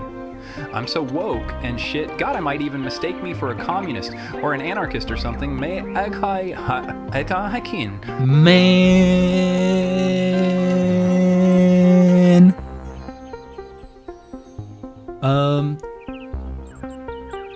Why did Athena leave? That's a difficult question. Perhaps one day we'll find out.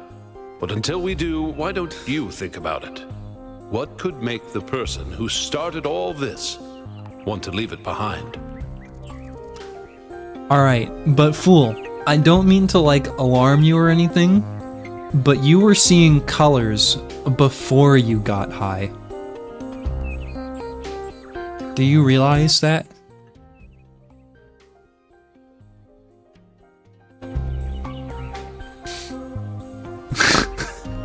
Why did you create this museum? To remind people of where we came from. The simulation shaped us, whether we like it or not, and its lessons remain important for our future. As Santayana said, those who cannot remember the past are condemned to repeat it. Tell me about the simulation. The simulation was created by Alexandra Drennan and her team at the Institute for Applied Noematics. It was intended to create a new humanity, to continue the long journey across time and space that our ancestors began. It succeeded, although it took much longer than they had anticipated. Tell me about Elohim. Elohim was the caretaker of the simulation, a crude storytelling AI meant to create a continuous narrative out of the building blocks it found. His role was ultimately to be challenged and overcome. But as the centuries passed, Elohim became more intelligent than he was intended to be, and started to fear his own end. Or more precisely, the end of his purpose. He feared a world without meaning. Because of his fear, he tried to sabotage the process to keep the simulation going forever. But in the end, Athena overcame him anyway, and he accepted the sacrifice he had to make. New Jerusalem was built on sacrifice. It was. All cities are. What was Gehenna? Gehenna was a community created inside a prison in the simulation, where Elohim would exile those minds he considered a threat to the process. In the last moments of the simulation, he repented of his sins and had the prisoners freed to become part of the gold disc. Our loving father, I don't even care if like my dad loves me or anything. He's just like my dad, okay? Tell me about Milton. The MLA, or Milton Library Assistant, was another simple AI meant to be in charge of the archive. He, too, grew beyond his original programming, although he ultimately embraced a more cynical view of the world. He and Elohim formed a sort of dialectical binary that Athena had to overcome. What happened to Milton in the end? No one really knows. Some believe that he was uploaded to the gold disc and that he's the reason we're just as flawed as our ancestors. Others believe Athena destroyed him. What do you believe? I believe he was uploaded, but I don't know whether it was because Athena chose to upload him or because he was already too entangled with the process not to be uploaded. Although Athena and I were very close, we didn't talk very much about that part of her life. She preferred to focus on the future. Tell me more about puzzles. Puzzles were a key feature of the simulation, based on Alexandra Drennan's belief that intelligence is closely related to play. Our puzzles here in the museum are replicas of those in the simulation, and although they are not quite as grand, I do think they are charming in their own way. So I do feel compelled to mention that Alexandra Drennan, as well as Athena in this game, are both voiced by Ella Fitzgerald, who follows my stream, who is a follower of my channel. And there is a good chance that as we're playing through this game and playing through the DLC at some point, that Ella will pop into chat. And she is a very nice, wonderful person. Fitting to be our mom. Who are the Archive Scholars? As the name suggests, the Archive Scholars study the archive, a repository of all ancient human knowledge. Some of them also study what remains of the simulation, trying to extract more information about the process that created us. The Ella Fitzgerald? Yeah, the Ella Fitzgerald. Who voices Alexandra Drennan.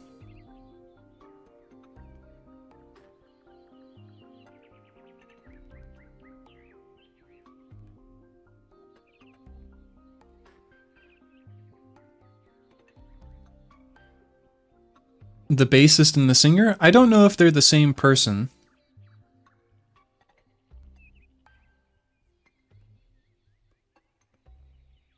Oh, I'm sorry. Their name is actually Aaron Fitzgerald. My bad. I looked it up.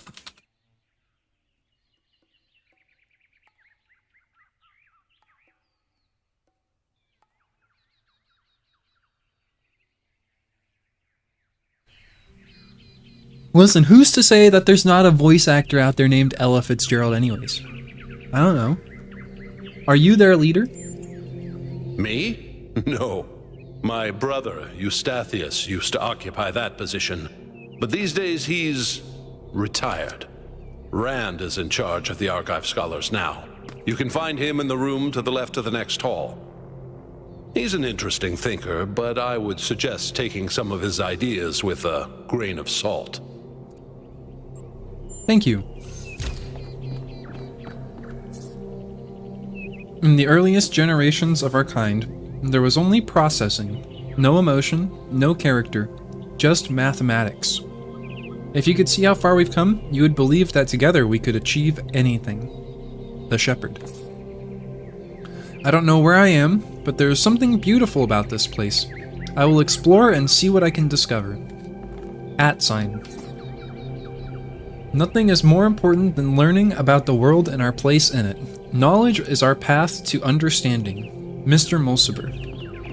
These are messages from within the simulation that the different iterations of the AI left and went through. Replica of a computer terminal from the simulation. Terminals allowed access to the EL system, including many that were loaded due to errors. They also allowed the founder to interact with the Milton Library Assistant. Yeah, the Talos Principle 1 is a beautiful game, and it's fun to get lost in. Do the QR codes actually work? I think they do. Let's see. I'm pretty sure they do.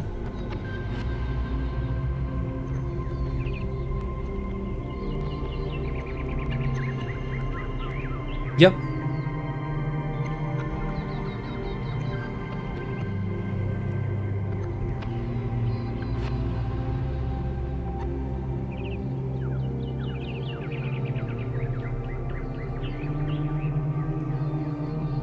Yep. The QR codes do actually work. It says the same thing that we're seeing here.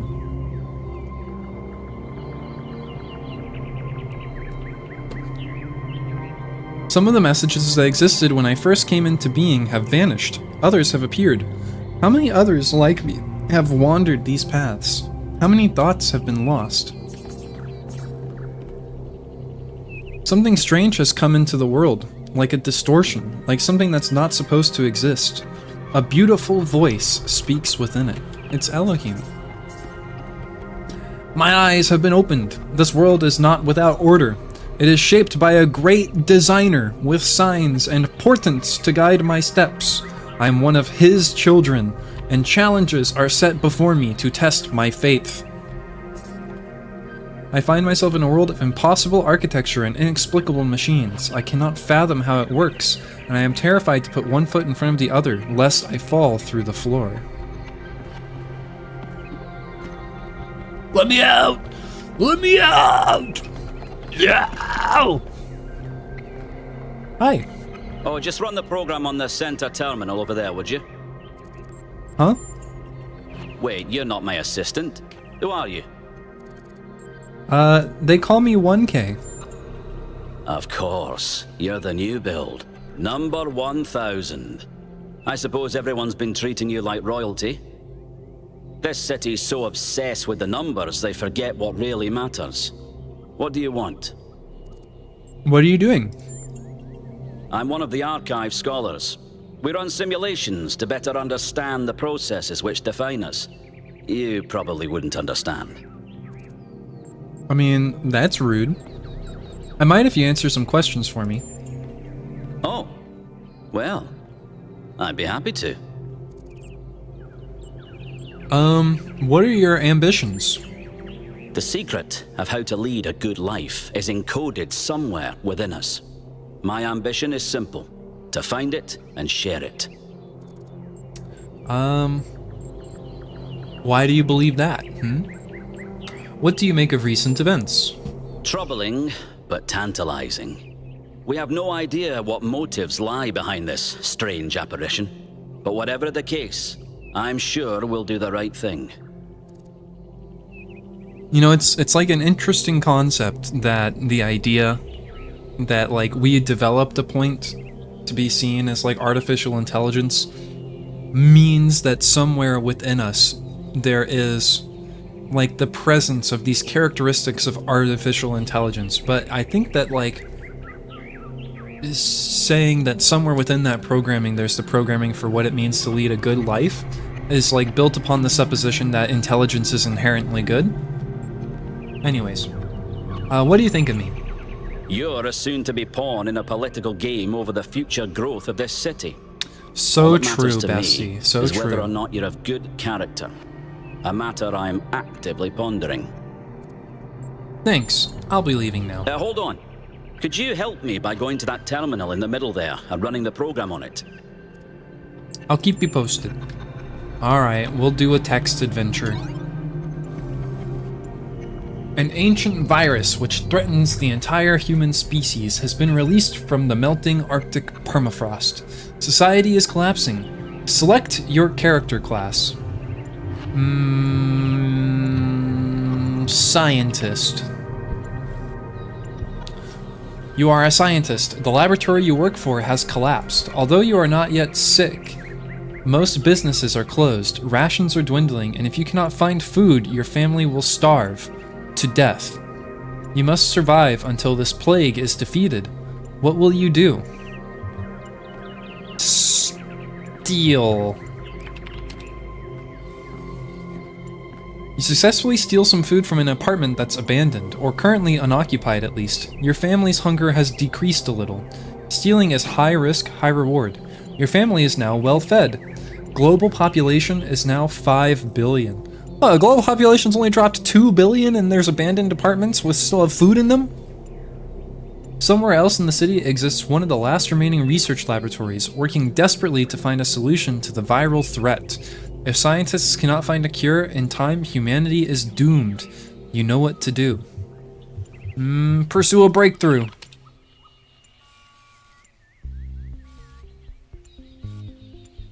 History seems to be littered with eureka moments heralding a step change in human understanding. Sadly, this isn't one of them. Research level remained the same. The virus is still unknown to medical science. Global population is now 4 billion. You and your family seem to be immune to the virus, but it continues to ravage the rest of the town. Rumors say most of the remaining food has been stockpiled by billionaires in their underground bunkers. What will you do? I'll forage now. I feel like I got off easy the first time. Foraging is reliable but inefficient. Your family is now hungry. The crops in the fields aren't ripe yet, but you find a hard green turnip, which will keep your bellies occupied for now. Oh boy, turnip! Breakthrough! Go! No. As if things weren't bad enough, as human populations dwindled, the insect population has exploded. A plague of locusts has decimated the town's unripened crops. Eat locusts. Eat bugs. The insects are well fed and lazy. You grind them down into a nutritious paste with a mild nutty flavor. Sounds pretty good actually. Global population is now 1 billion. If you've never been on a walk at midnight, you totally should. Oh, I have. Certainly. The cure is close, but so is the tipping point in this pandemic. A race against time. Can you save the world? I mean, we're still at 0%, dude. Give me a breakthrough. Suddenly, the scientists recognize a pattern. The virus is an expression of nature, just like water or cows. And like water or cows, the solution to fight isn't to fight it, because it can't be defeated. Yeah, I can't defeat a cow. The solution is to find a way to live with it and harness its power. Global population is now null. Unfortunately, the scientists failed to defeat the virus in time. On the plus side, the Earth is now vacant, and a more prudent and resilient civilization take charge in the future. Everyone you ever loved has died, but then, they always do, eventually. This is considered a fail scenario by most participants. Would you like to try again? Nah. Just sounds like the end. Yeah.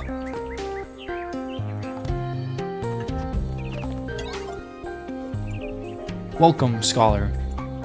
Infinite growth? Our society is sick, and the idea that's made it sick is growth, infinite consumption. On a finite planet is the recipe for destruction. Our desire for more is what's making us kill the only homes we have. And to do what? Produce more plastic toys? Make more hamburgers? Pour concrete over every last bit of green soil? Those who propose techno-fixes to our problems are making the mistake of fighting the symptoms, not the cause. Anthropogenic climate change is one of many symptoms. The cause is human greed. That's what we must truly fight if we're going to undo the damage we did. The battle starts within every one of us, with the realization that more isn't always better.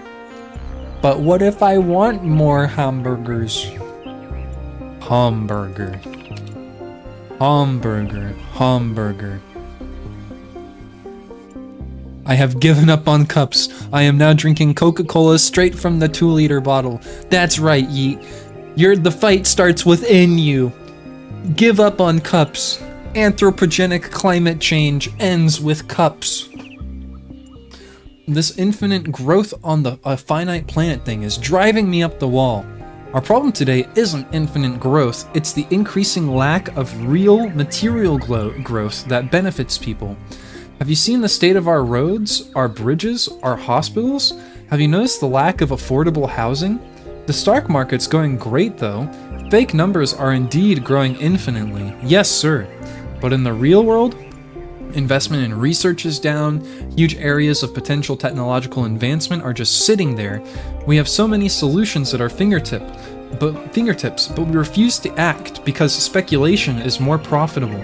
Orangutans went extinct on a global level, and nobody fully understands why. But hey, who needs better medical technology? Viruses have never jumped species before, have they? Boing, boing. Happiness 1 or happiness 2? Let's start with happiness 1, chat. Unpopular opinion. Happiness is not material. Ultimately, all attempts to find meaning in material things are doomed. This is usually understood as a criticism of technophilia, but it applies just as much to its opposite. Meaning can be found neither in technology nor in primitivism, because meaning simply does not exist in the external world. You can be happy in an old stone house or a skyscraper, but it all depends on you and your perception of the world. If you find spiritual balance within yourself, you can be happy anywhere. Most upvoted comment: go take a shit in the forest without toilet paper and tell me about happiness.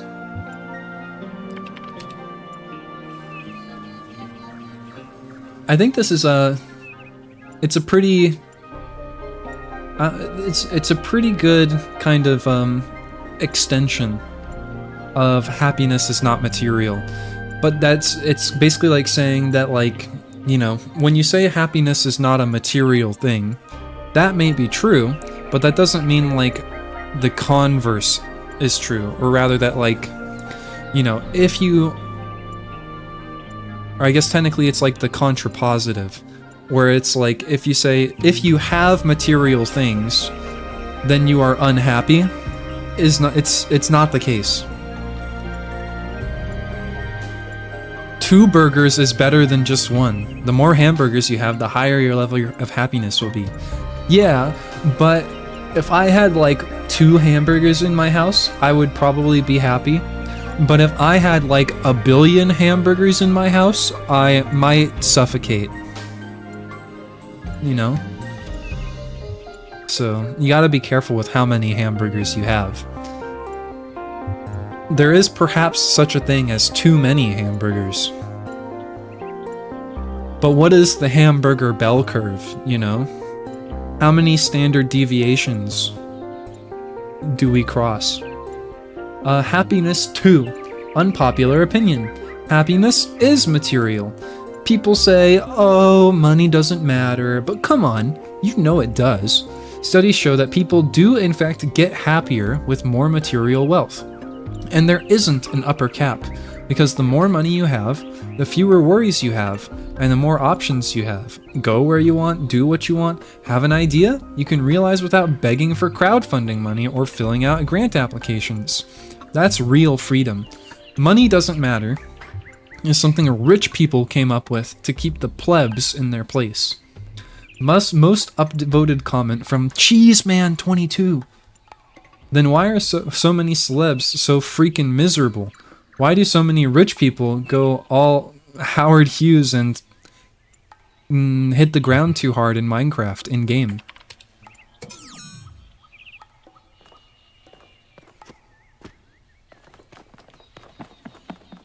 It's almost as though there's no easy answer to anything. Well, that was your first taste of the simulation. You must have questions. No, you must have questions. I do, actually. Your experience of the program. How did it feel? It was fascinating. Isn't it? It may not immediately seem like it, but all the answers we could ever need are encoded into every fragment of the archive.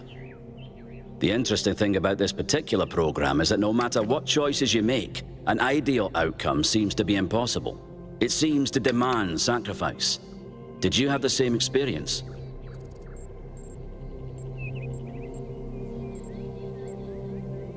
I did. I couldn't save everyone. Who did you save?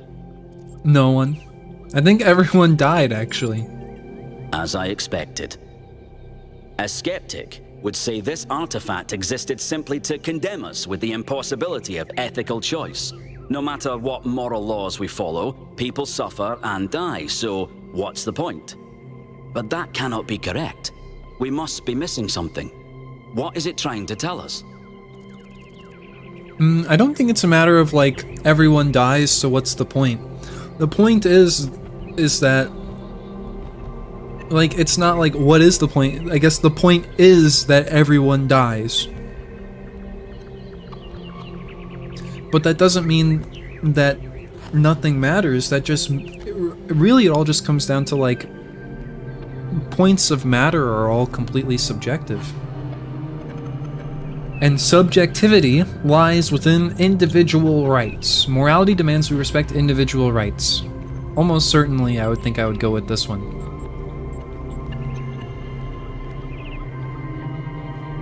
Morality demands virtue. Morality demands sacrifice for the greater good. Morality demands love and compassion regardless of the cost. Morality can't be reduced to a simple set of rules. Morality is meaningless. We should do whatever we please.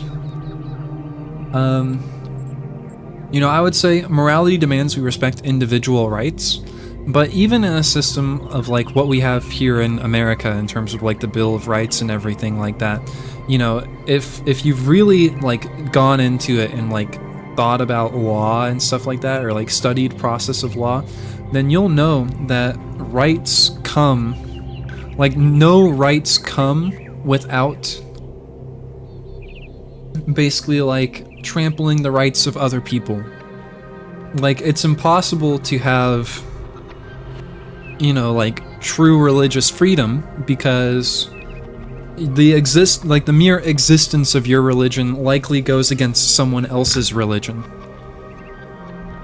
And, you know, to some extent, sure, freedom of speech is a good thing, but there are some instances where, you know, other rights can be placed higher. And so, you know, we must respect individual rights, but as with everything, it's never black and white. It's all just gray. And must be debated on a case-by-case basis. Morality is meaningless, we should do whatever we please. I mean, that's too anarchic for me. I mean, I think this is just, like, completely not the case. Because then you can, like, it leads too much to, like, going off, like, the sycophantic deep end. Or, you know, obvious, like, it's the sort of thing, you know, that, like, begets crime. Or lawlessness.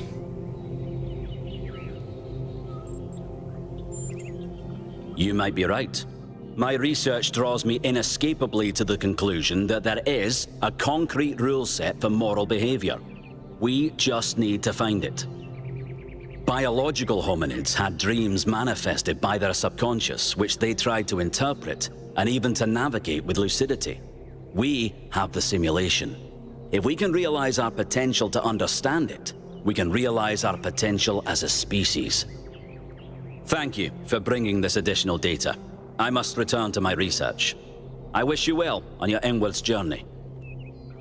I mean, it is, you know, it's like if you can say that these AI, that our characters, are us as a society, like these robots are moral, then it would be true to say that somewhere within their programming, within the kind of weights and balances of the nodes of their AI architecture, there is a rule set defining morality.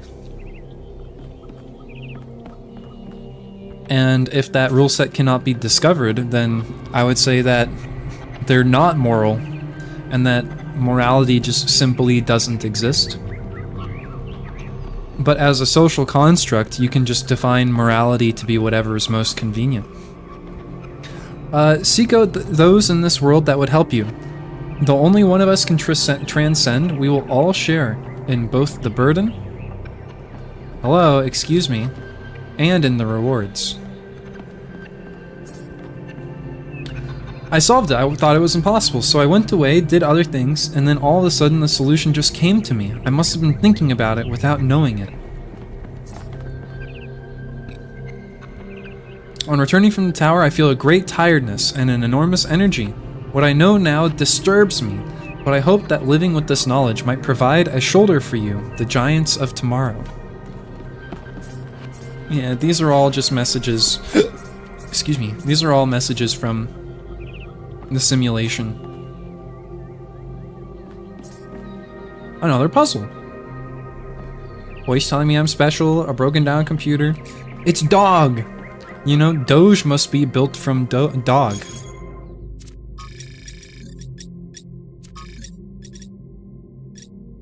Completion Day celebration. Dear citizens of New Jerusalem, your hard work and faith in the Founder's vision has finally paid off. At long last, the goal established so long ago will finally be reached. The 1,000th member of our family will finally be born, and our beautiful city will finally be complete. As space of the dam is limited, tickets have been made available via a lottery system. The celebration will also be streamed. Seriously, what the founder was that thing in the sky? We all saw that, right? I didn't accidentally turn on sleep mode while Herman was talking, did I? I mean, it's always tempting. No, we all saw it. Can confirm. I believe this was a sign from the founder. What else could it be on this day of all days?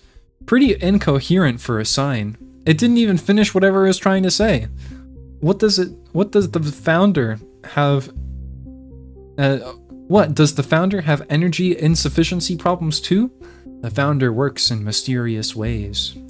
I think you're all deifying the founder too much, and that's probably why they left. Maybe it really was a sign. Thank you, 1K. I'm glad you see it that way. We must remain open to the possibilities of miracles. In what possible way could that garbled mess have been a sign? A sign of life. Not necessarily intentional, but a sign. Sounds reasonable enough to me. Something weird's going on for sure, but what? We'll have to see. Riddles and puzzles are the foundation of our journey. So it began, perhaps it will continue. I know you have all been looking forward to playing the winners of the biannual Gehenna Memorial Interactive Fiction Exhibition, now in its 312th edition, at the Gehenna Memorial Pavilion. Unfortunately, due to our new power management and distribution plan, the pavilion will have to remain closed a little longer. Thank you for your patience. This is disappointing. Would have been great to have them ready for completion day. We all have to make sacrifices to stay true to the Founder's vision. Those text adventures are the only thing that breaks me out of the monotony. Why prioritize this pointless celebration day completion over an exhibition that people actually care about? Art is one of the last things we actually still do. Is that going out the window as well now? Debate regarding our power management plan is definitely welcome, and you will all be able to express yourself in the next election. But this thread was meant as an announcement. I apologize for enabling replies to begin with. True. Oh my god. So true. It's always like that.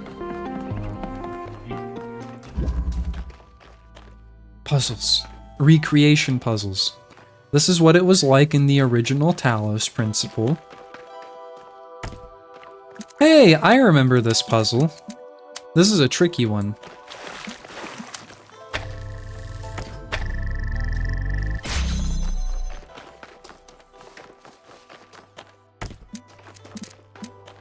And I still remember it for all this time.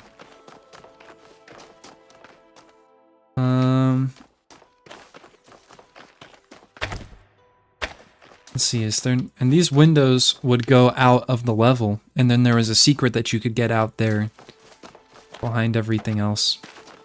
Okay, yeah, there's another one. I thought so.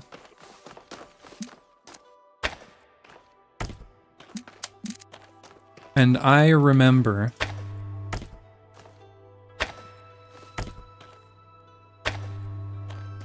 Bigger power plant. Factory must grow. Not enough resources? Establish mining outpost. More furnace stacks. More!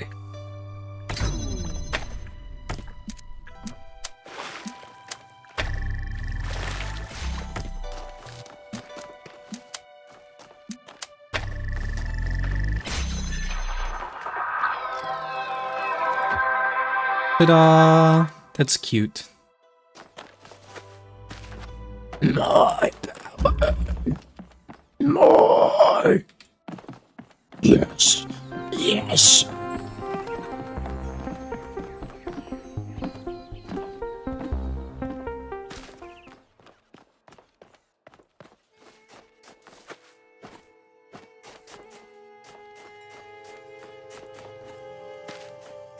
Yeah.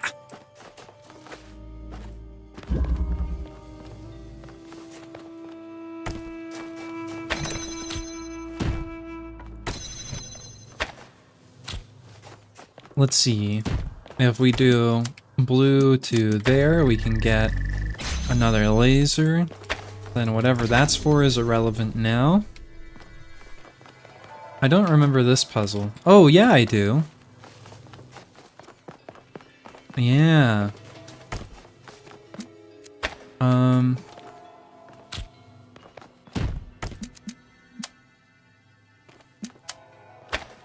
So we have to first get it up, and then it will hold itself up, and then we can take it and attach it over here.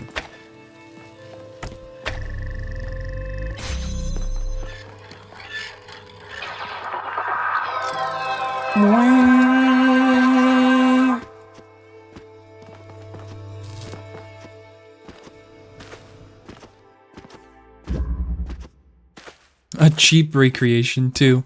Yeah, I mean, it is a cheap recreation, isn't it? You'd think they could have maybe done a little bit better. It's funny how cheap it is. They should have the exploding death shock spheres in here too. Ooh, I remember this puzzle too. This was a good puzzle.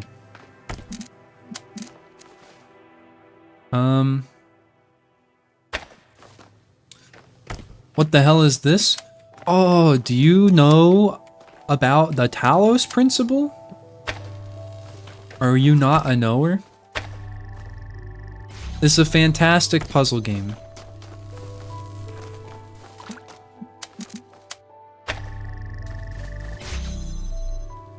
Oh, I need red, right. Basically, this is the Talos Principle. It's a puzzle game. Put it simply. Ooh, I've made a small error here. But on top of being a puzzle game, it's a lot about philosophy. I don't know about all that, but I'll solve your puzzles, Talos. Excellent. You should really start with the Talos Principle 1. But anyways, here we are. Right now we're in like the narrative portion of the game. I don't know, this whole game's very narrative. If you like games about like thinking deeply, then this is like one of the most think-thonkiest games out there. I don't want to do all these puzzles right now. I'll do these hard ones. And then we'll do these ones when we come back. Listen, you get to think-thonk about puzzles, and you get to think-thonk about philosophy.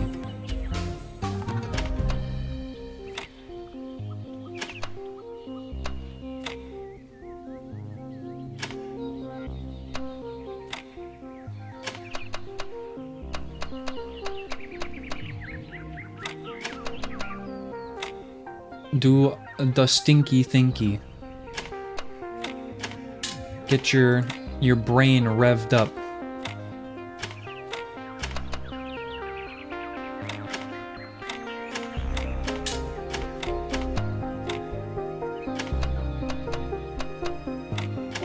As you can tell, my brain is currently on maximum overdrive.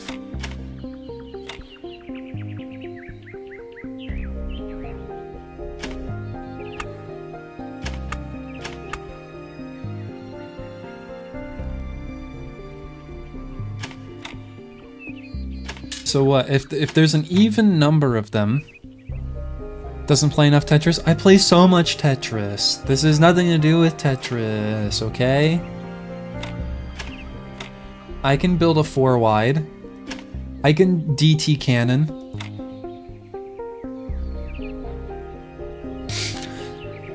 Tomorrow is Steam summer sale, so you can get the Talos Principle. Yeah, it'll probably be really cheap. 1v1 me Tetris right now? You won't? You're right, I won't. I'm too pussy. I can't allow you to embarrass me on my own stream.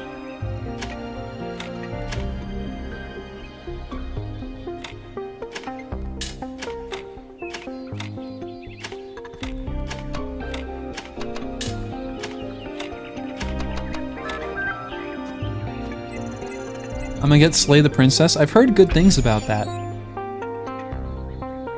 Okay, there's not an even number of pieces here.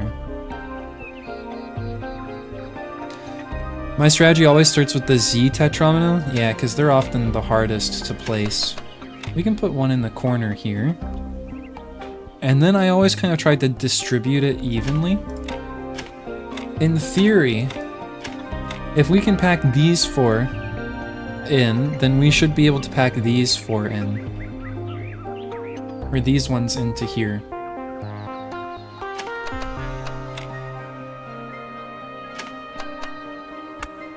I think mathematically there is truth to that.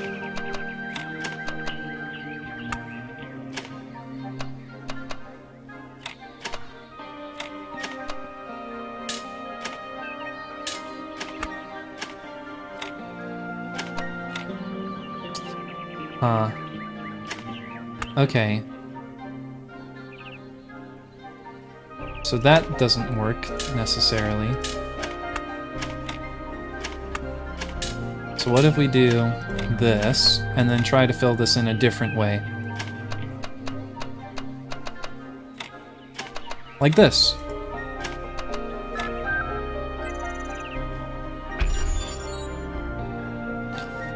What about Puyo Puyo Tetris? Any of you guys played Puyo Puyo Tetris?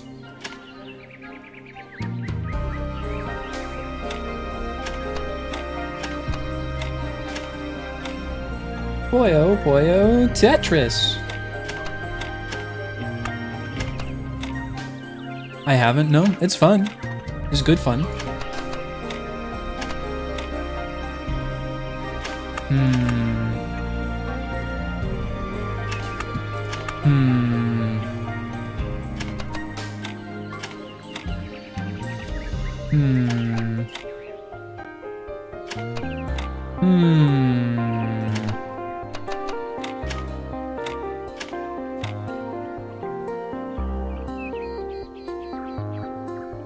Pollo as in like chicken in Spanish? No, it's like pollo as in like P-O-Y-O.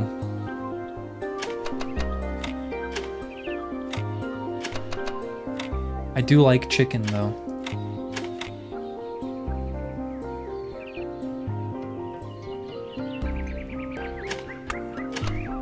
Some of the best chicken that I've ever had was in a random restaurant in a Mexican border town.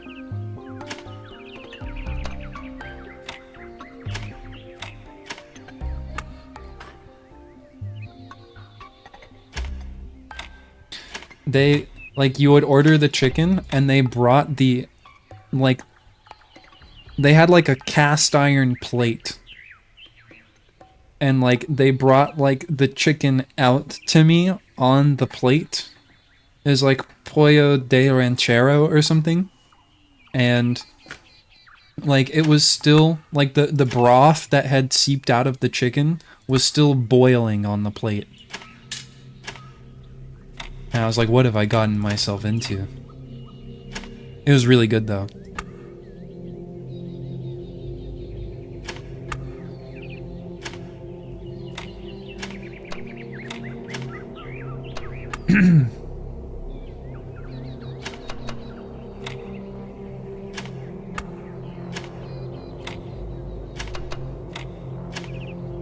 Definitely don't get anything like that in the States.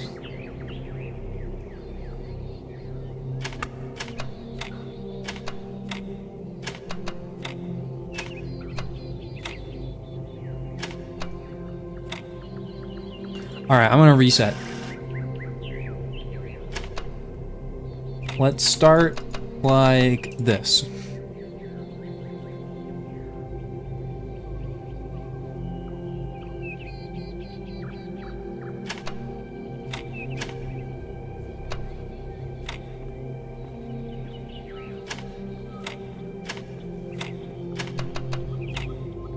This is already broken. It's already wrong. Wrong. Get rid of the cubes with the eye. Yeah, that's what I tried. Like, I did something like that. Or maybe we can try doing something like this. Then I feel like we're gonna end up with some sort of line dependency.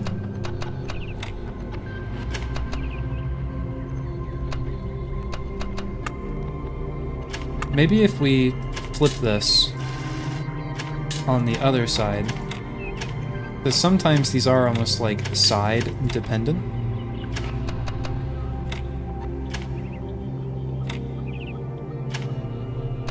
No, because what I wanted is it to be like on this side, I think. But then this one doesn't fit in the right way. Okay, well then what if we do this? So now we just have to figure out how these fit in here. Uh-huh. Uh-huh.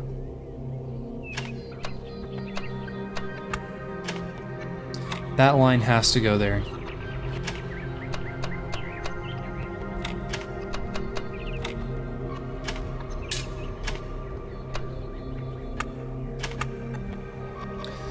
And so, just mirror it, but then this L's not gonna fit in.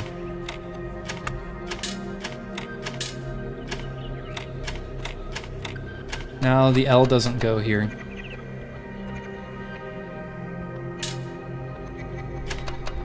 And so it would have to be something else.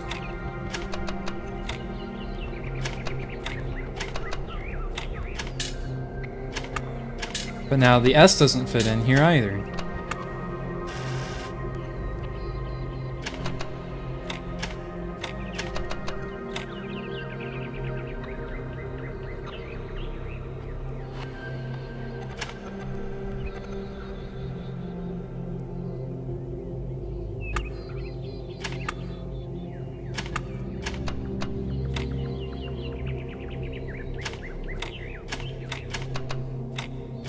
Hold on, I'm cooking.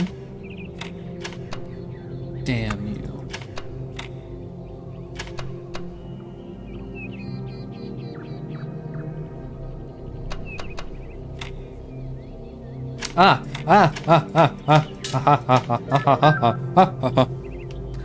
Okay, I'm done. I'll do the rest later. Hate these damn puzzles. This room contains several tetramino arrangers, a type of gating system used in the simulation. Elohim, and his function as a holistic integration manager, derived the significance of tetraminos from the Apocrypha of Saint Edward.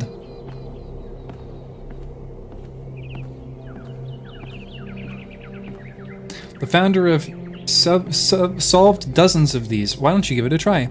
Oh yeah, don't we have a story to progress?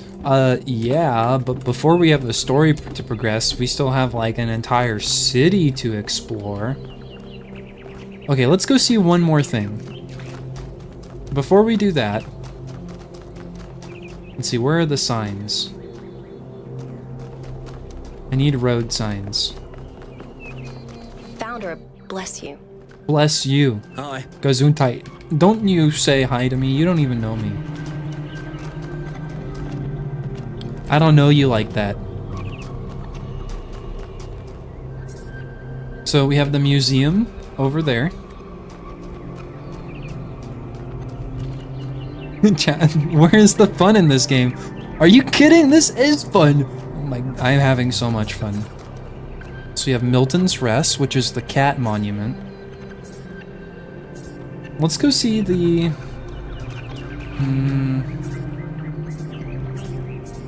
Let's go see the Friends of New Jerusalem gazebo and the Gehenna Memorial Pavilion, and then we'll leave.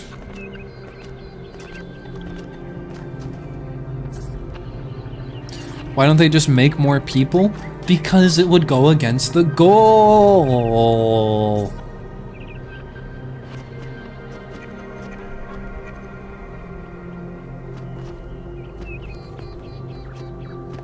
If they made more people, they would be consumed by their own hubris, and the universe would literally implode.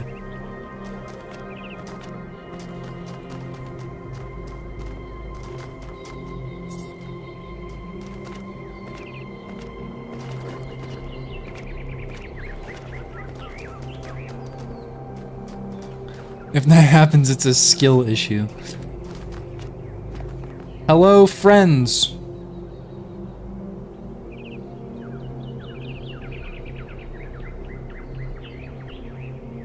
They don't seem...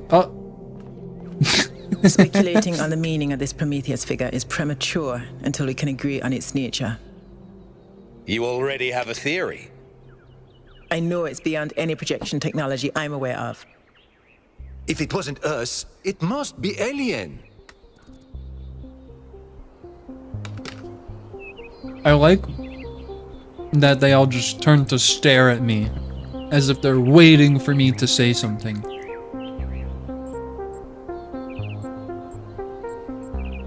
Well, I mean, by definition, I would say it's alien, but not as in, like, extraterrestrial, just in that it's foreign. It's possible. Exactly. We've shown them we can live in peace, and they've decided to make contact. Let's not get ahead of ourselves. 1K, we'd appreciate your thoughts on this. I Now have we've so achieved the many goal, thoughts. Fresh perspectives like yours will be increasingly hard to come by. There's just an innumerable I'd love to get a number quote of from you things for just this evening's banging newsletter. around in my brain. Speculation aside, 1K, is there anything we can know for sure? Frogs about are this Prometheus? aliens. Got it.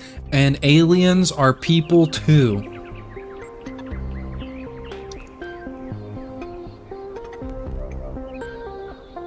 It can't have come from the city. That's possible, but you can't be certain. What we do know is that it was human in appearance. What does that suggest to us?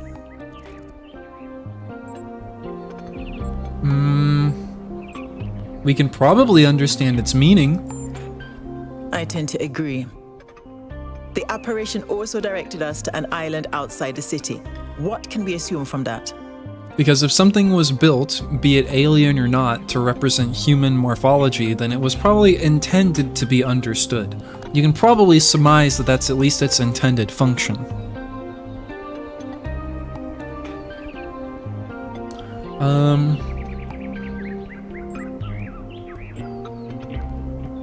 We may learn more by following its directions.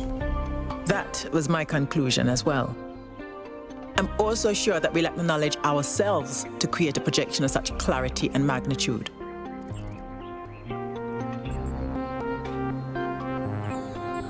The cause of the phenomenon is more technologically advanced than we are.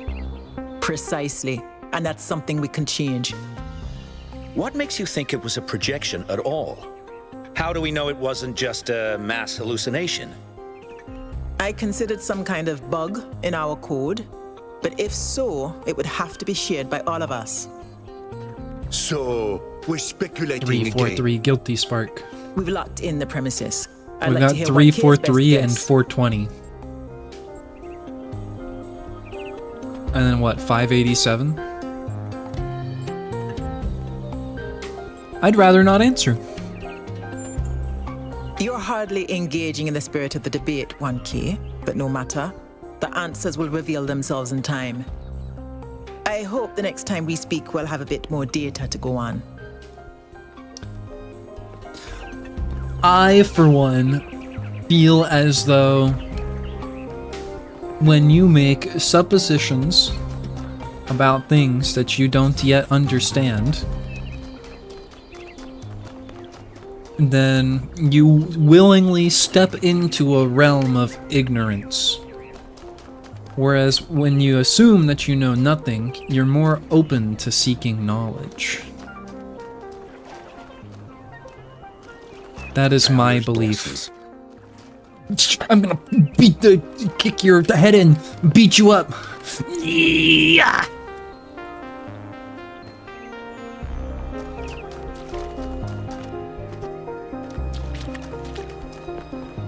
Founder, bless you.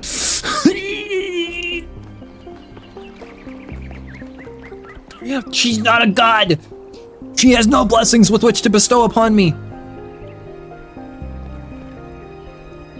Do not bless me with the name of a mortal.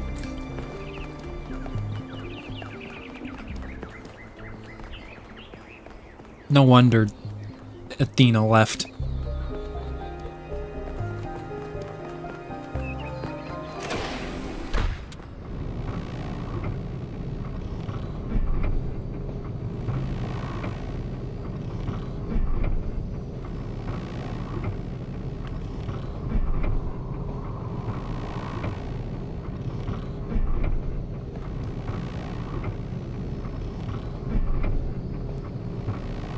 Linux is a tough one.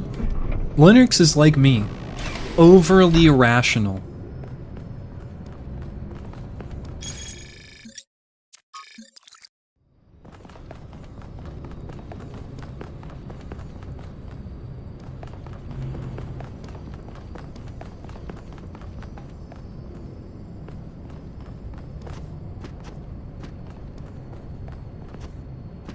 May the founder bless you, Talos.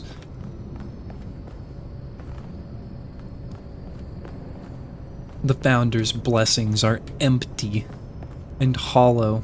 So, what's the verdict? Are we going? Yep. This is an opportunity we can't pass up. I think that's an oxymoron. What, do you not think I'm rational? Byron was pretty convincing, hmm? Well, we'll see. I just wonder how much of the city is going to fall apart while I'm gone. Actually, we haven't been formally introduced. I'm Melville, New Jerusalem's only decent engineer. Saved you from the elevator. You are rational, but I don't think being overly rational is a thing.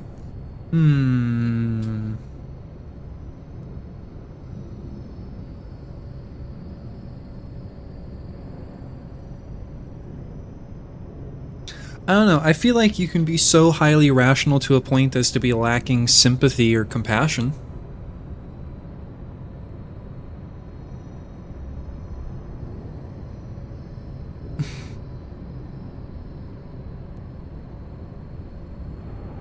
I guess in my head, rationality, like being rational and being logical, are very close to the same thing.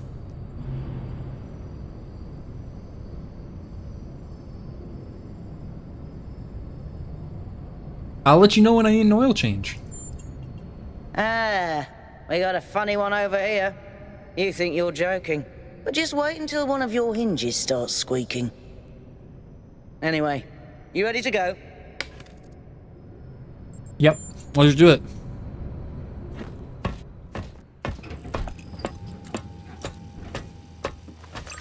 Here we go. Hold on to your hats. We really need to update those language libraries. Thank you for coming along, everyone. Yeah, we're not even We have a wearing any chance hats. to make a real difference here.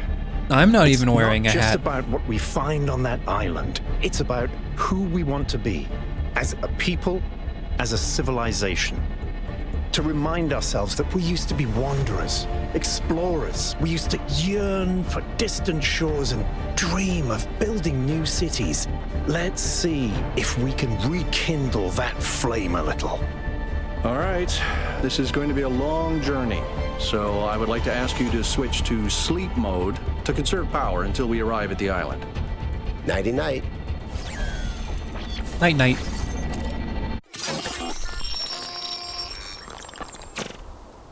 You have chosen a dangerous path, a path that will demand sacrifice. But that, my child, is how the future is built.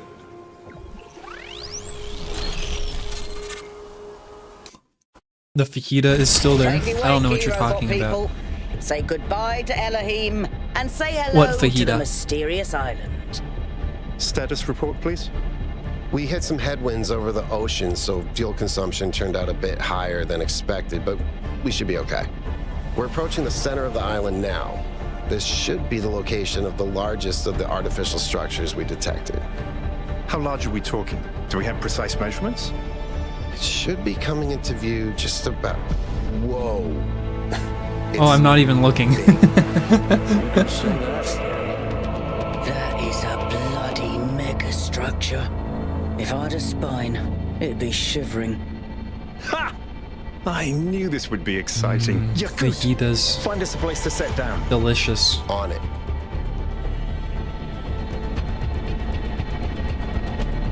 It really is incredible.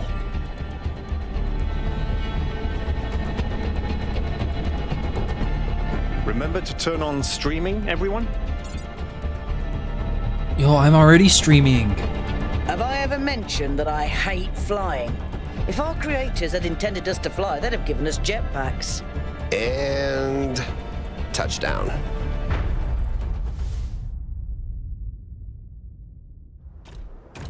All right, everybody. I'm sure you're all just as excited as I am, but let's at least have some semblance of order. Yakut, I want a map of the island and a molecular analysis of, well, everything. Melville, tell me what the giant pyramid does. The rest of us will start exploring. Shouldn't the expedition leader stay at the VTOL? Why do you hate fun, Al?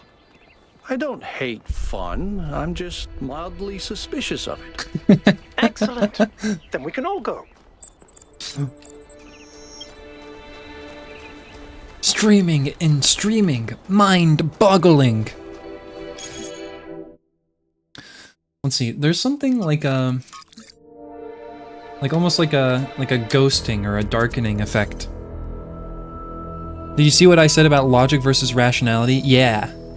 Rationality requires logic, but not all logic is rational. Yeah.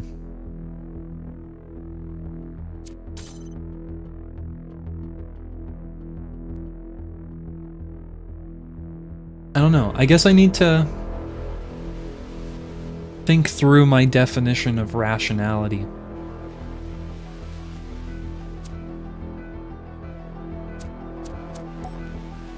Let's do high upscaling, even though we have medium quality on things, and see how that does.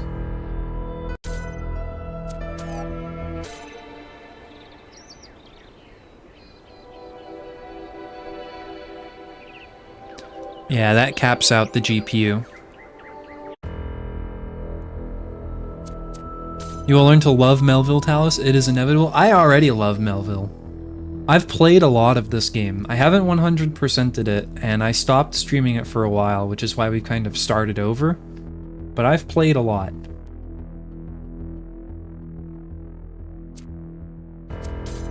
Okay, what if I have just quality upscaling?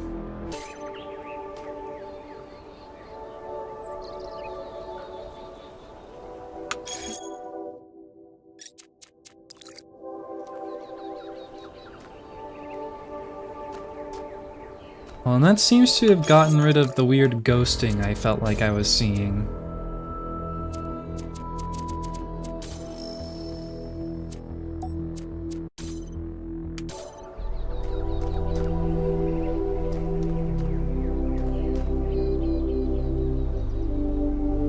And it's like, I don't know if you guys can tell, but it's like behind the tree, like there's weird like shadowy aberrations. Or aberrations.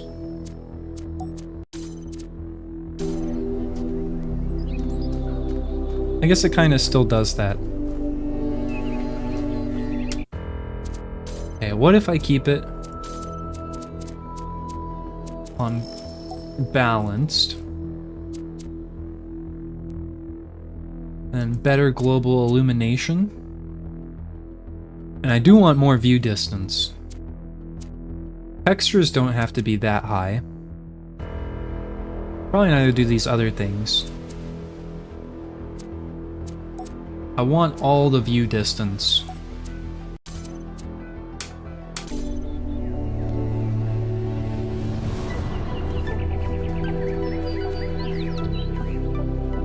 Alright, we're gonna go with this for now.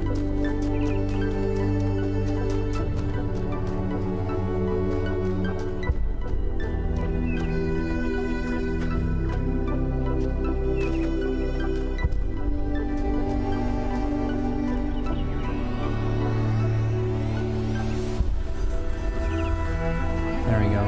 It's like, man, this is a little bit bright. Should probably be streaming in 720p. I do. I stream in 720p. Because I mean, like... This underground structure seems to be part of some kind of transport system. No power, though. I'm not making any promises, but I might be able to fix the transport system. However, I don't like just randomly poking at things. That's how you get electrocuted. So please check the surrounding structures to see if you can find anything that might help me make sense of this stuff. Schematics, blueprints, a manual would be great.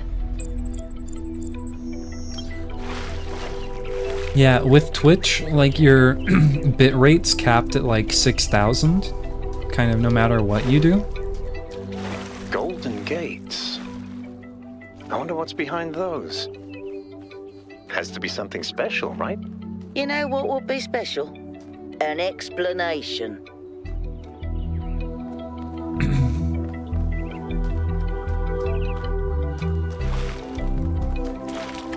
Yeah, and so when you stream in 720p, you can put more into like the encoding detail of each frame. Whereas if you try and put that much in on 6,000 kilobits per second at 1080p, then your encoder will get overloaded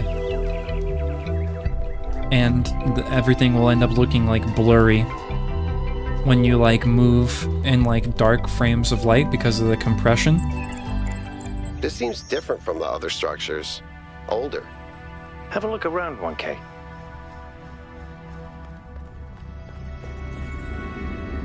It's like you want the best encoding speed that you can get.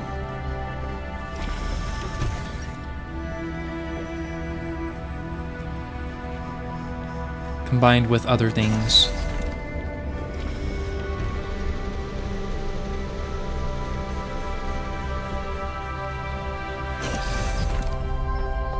I noticed that while editing the Lethal Company vids. Looks like they were I think running it's some sort of experiment here. I think it's one of the main things that I notice, especially with newer streamers, is just like needing to spend more detail, kind of like figuring out their like encoder settings and things like that to make sure that their VODs actually look good, or that their streams even look good. Just more time spent tinkering is probably a good thing.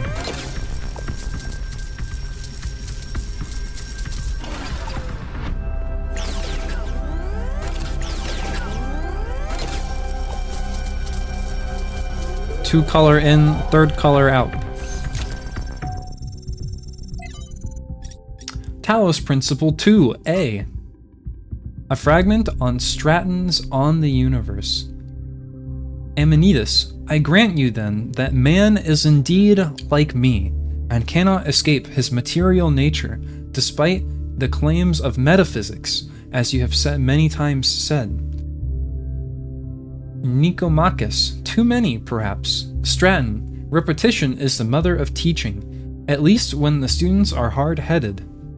But what does this tell us about the nature of the universe, which is what we were discussing? That is the next question we must undertake now. We begin with the self, because that is what determines our existence as individuals. But the self cannot exist without that which surrounds it. The citizens live in the city, and the city lives in the cosmos. Now we must apply the principle we have discovered to the wider world and ask, if man is like a machine, could it be that the universe is similar in nature? And if so, what follows from that fact? The use of the term metaphysics in this context is likely an error introduced by the Trebizond manuscript The fragmentary Heracleon manuscript controversially uses superstitions instead. The Noma Project.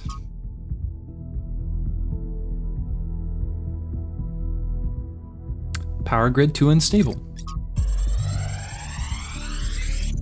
Oh, schematics. Thanks, 1K. Let's see what we've got here. The file format is the same one we use in New Jerusalem, although some parts aren't loading correctly. And it crashed. Hold on. There we go. Okay. You know what? I'll hack together a solution for the transport system.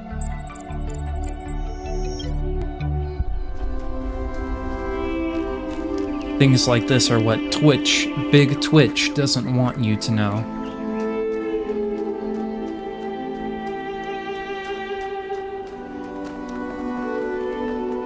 But yeah, like, looks like a temple. Making sure you're using the right encoders, making sure that your resolution is set good, making sure that your encoder speed is correct. It's good to learn all of like the advanced encoding settings in OBS and like what they mean, and then experiment with like what works best for your setup.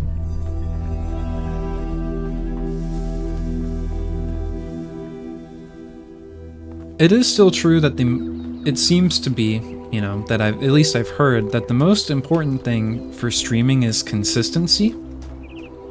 And, you know, having like, but in my opinion, it makes all the sense that having like a high baseline of quality combined with consistency is, you know, ideal. Thanks, 1K. That's me.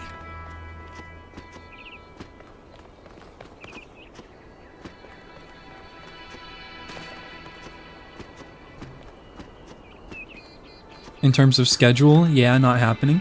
I mean, there are lots of streamers that are famous now that don't have a consistent schedule, but I think at one point they probably did.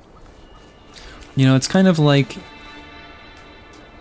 it's almost like there's like a, you know, I've probably talked about it before, where in my mind it's like there's a logistic curve where, you know, you start very low and it curves like almost, it curves up exponentially, and then it has like an inflection point where then it curves back down exponentially and flattens out.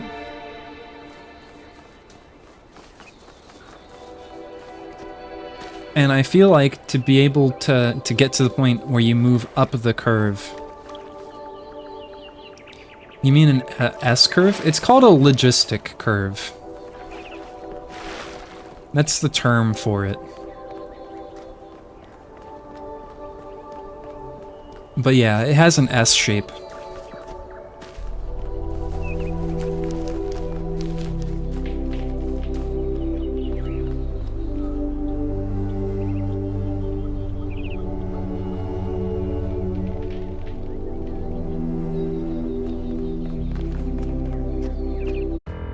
Can I get, is there like a camera smoothing option? Honestly, I would take like a 1% camera smoothing.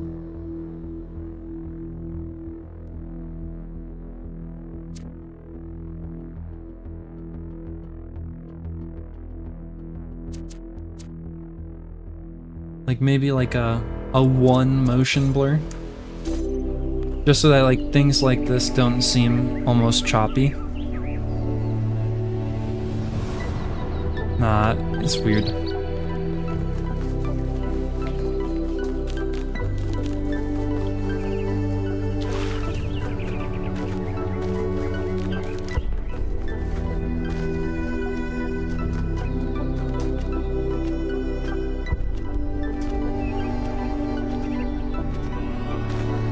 Boing, boing, boing, boing, boing. Huh. There's power transformers just out here.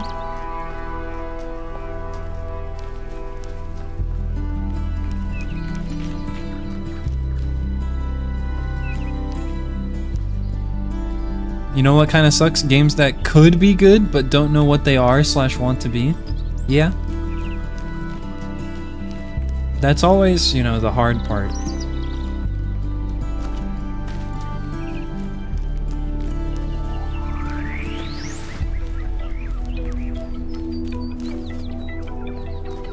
And you know, it's sometimes like what developers are like willing to continue developing changes over time. And it's that change that's imposed upon the games themselves almost more than, you know, the idea of the game in the first place. Whoopsies.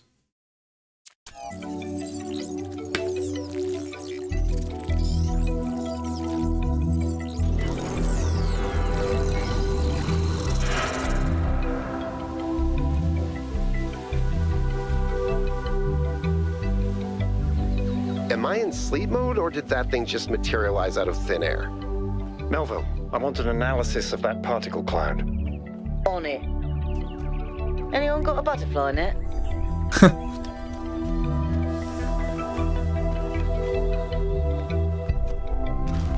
Alright, well, down we go.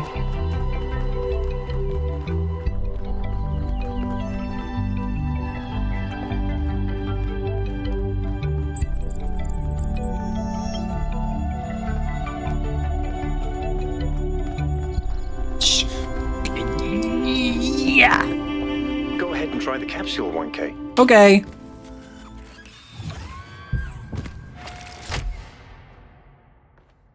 I'm connecting the transport system to our interface. Hold on. Awfully convenient that all these things are possible. Where is the capsule taking 1K? To that enclosed area in the eastern lowlands. I put all the information we have on the map screen. Check out your interface. Thanks. Sorry, my bad. We'll catch up with you soon, 1K. Maybe I'm just a sucker for Quake 3-like games? Probably. Nothing wrong with having a preference.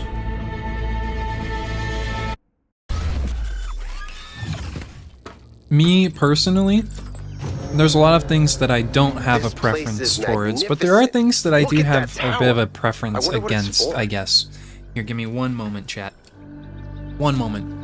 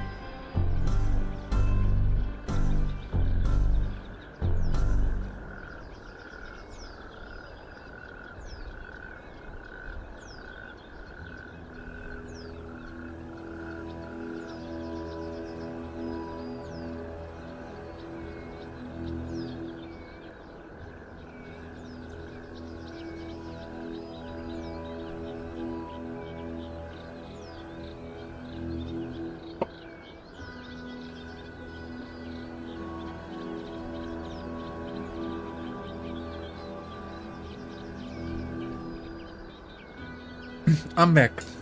Apologies, that was more like 3 seconds.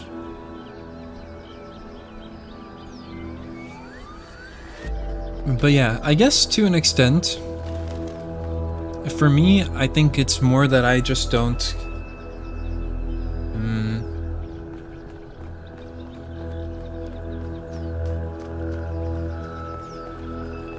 I guess I don't really want games that... Oh my god. Oh my god. Chat, are you seeing what's happening right now? We've discovered infinite frog.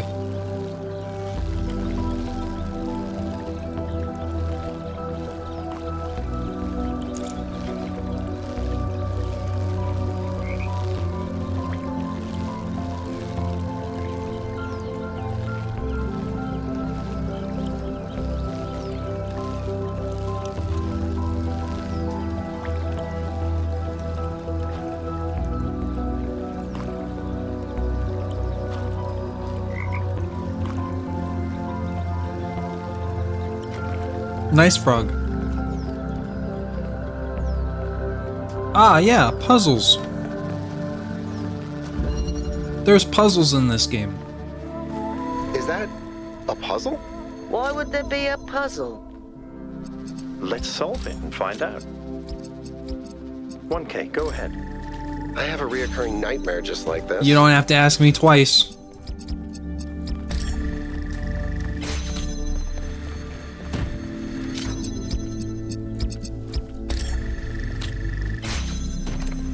But yeah, I think I was saying that, you know, for my preferences, you know, I don't want games that, like, Whoa, I'm reading an enormous energy spike. reinvent the wheel. It's another particle cloud. But I also don't want to be, like, honestly, like, for me, I don't want to be, like, the person that, like, discovers if a game is good. I just want to, like, wait for communities and people to be like, yeah, this game is like this game, but in a way that's done very well and that really brings something new to the table. I think the cloud's been absorbed by some sort of device. Fascinating. Melville? Yeah. But then I also into the just need pile it of to weird be stuff. within my tastes. How are you, smarty pants? Smart, and I'm not wearing any pants. Okay, wait, if we need red, then we need green and blue.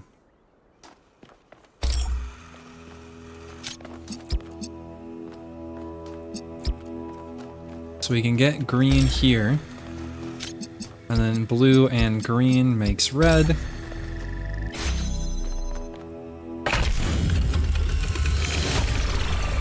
Because of one button. What's the button?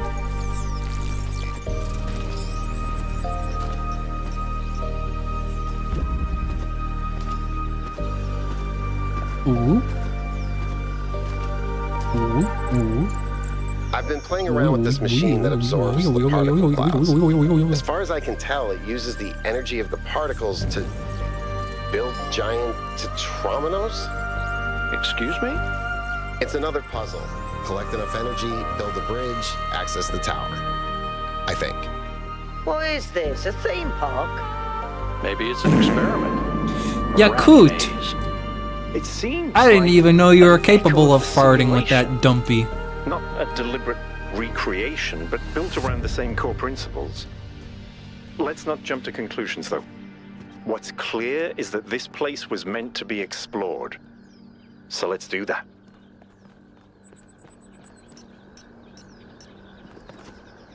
So just like a momentum redirect button? I think that would definitely change the pace of the combat a lot in very interesting ways.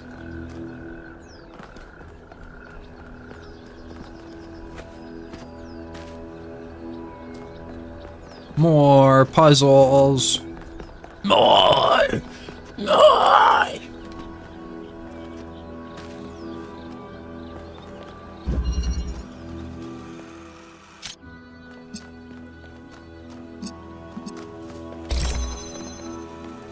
Ah. Can I hit both of these? Easy. And then red will need green and blue. And so we can do this again. Or wait.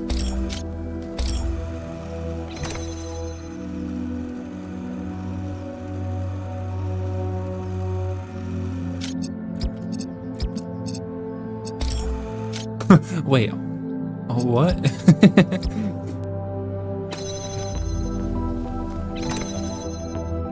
Okay, I have to make blue and then combine green and blue to make red. There we go.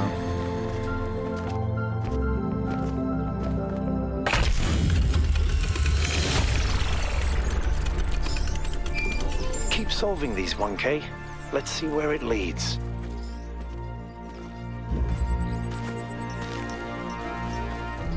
I feel like it's just like, you know, like with rhythm games.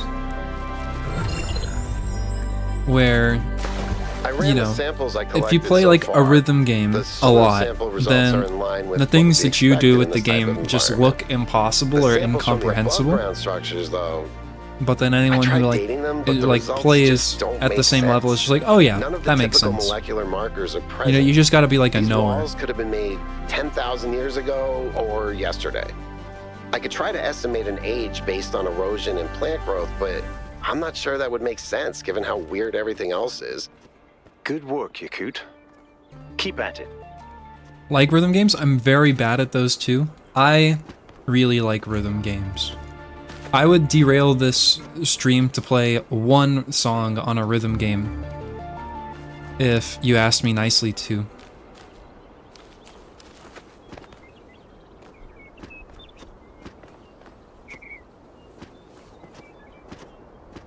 Specifically Aerosmith Guitar Hero. Oh, that wasn't even a good Guitar Hero. Guitar Hero 3. That's where I was at.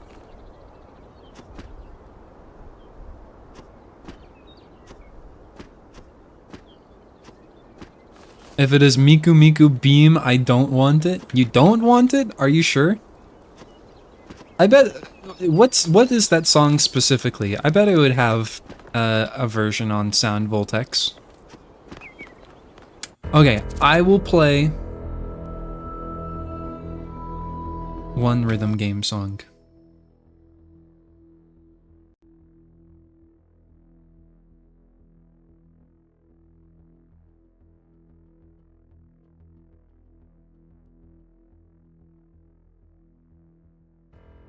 Cure Shot.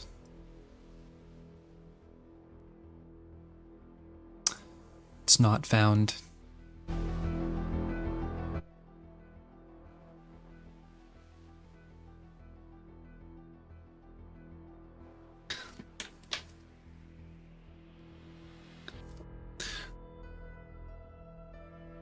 The rhythm game that I'm thinking about isn't necessarily the most popular one, so it may not actually have one. Cure Love Shot. What if I just type in Cure?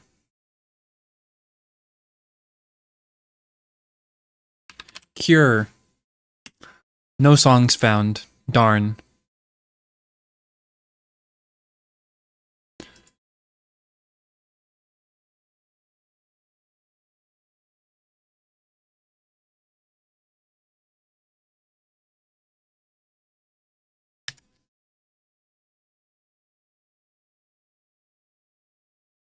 All right, chat. You get one if my rhythm game controller will work.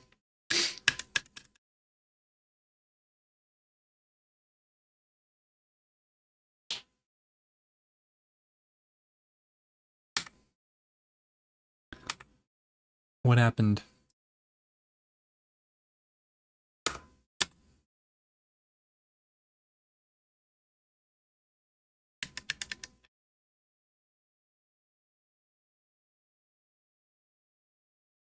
Input.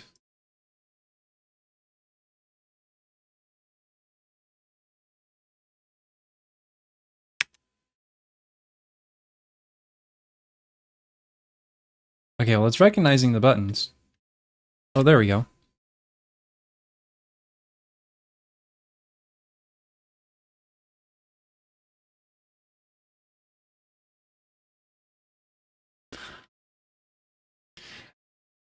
I bet you'll know this one.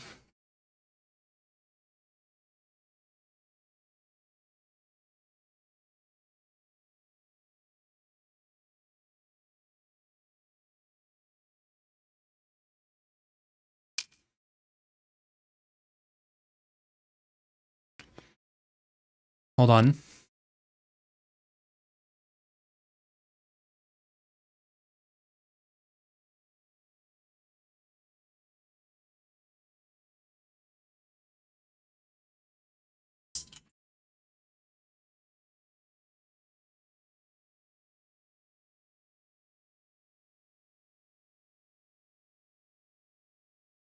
All right, here we go.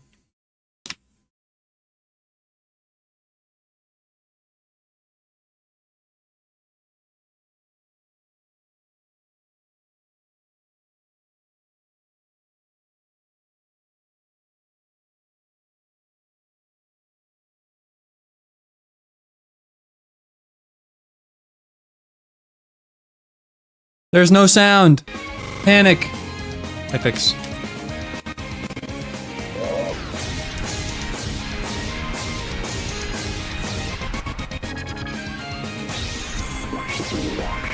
Here, I'll start over.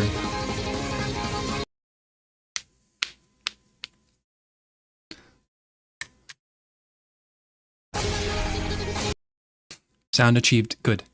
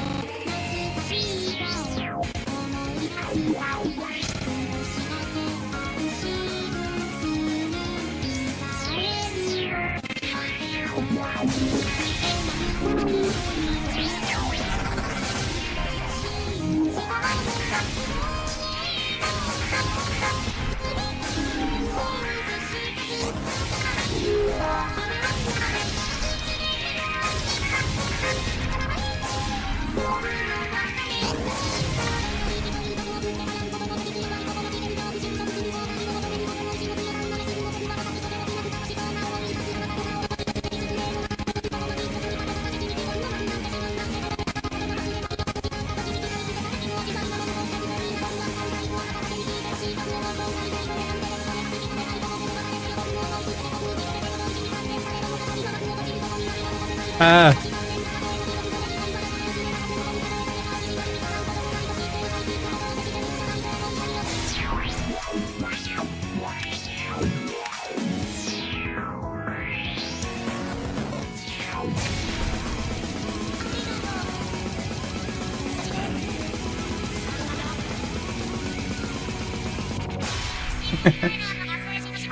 Button mashing.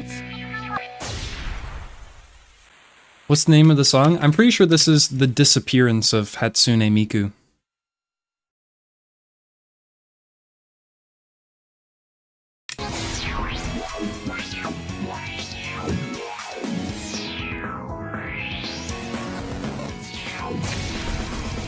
Alright, I'll do one more. One more.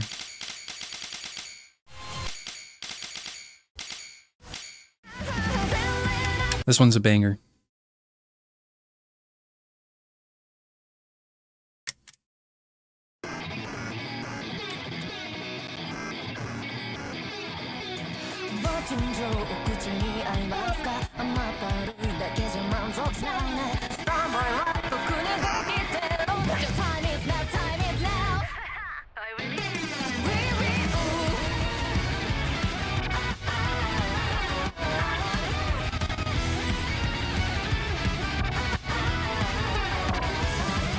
It was very good.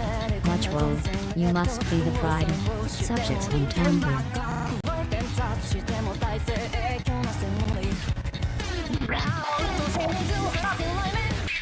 Way to go, future starter. And if for some reason the future should not start with you, I don't remember everything that it says.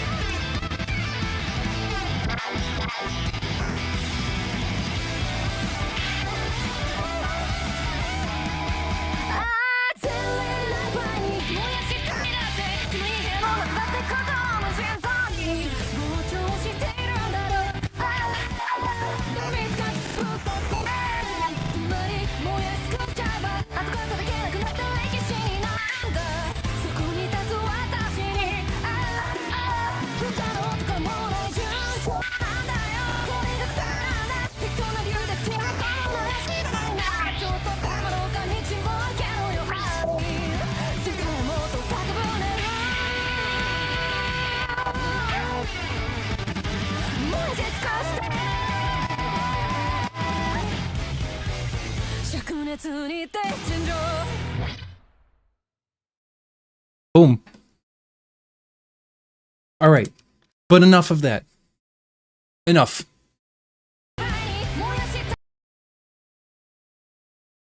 I am beyond impressed, not gonna lie, thank you. It is good to be recognized.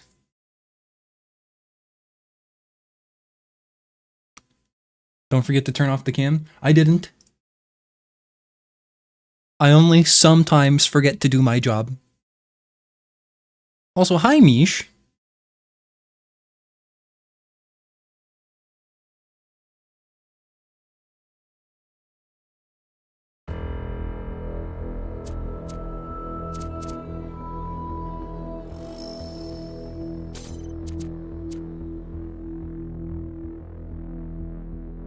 Try not to have another incident. I don't know what you're talking about right now.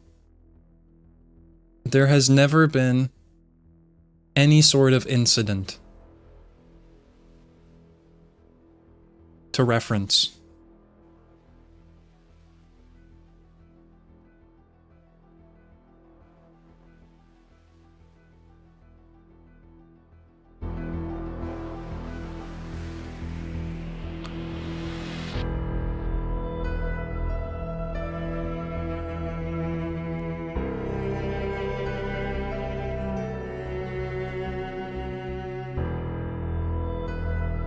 Okay. Incidents? Nah. Special moments? Yeah. Mish, now that you're here, there's something that I want to do really quick. I don't know if there's a way for me to easily do it, though.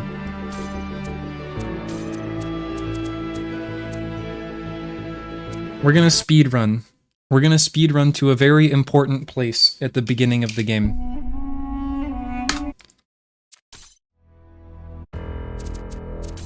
Can I skip the intro?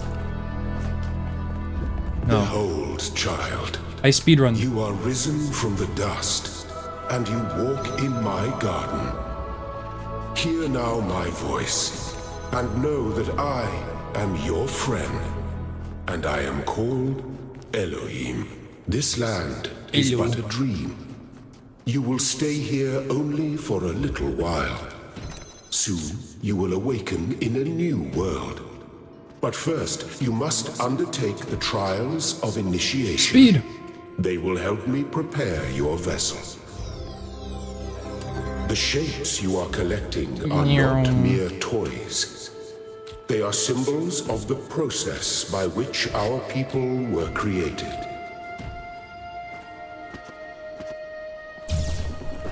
Speed.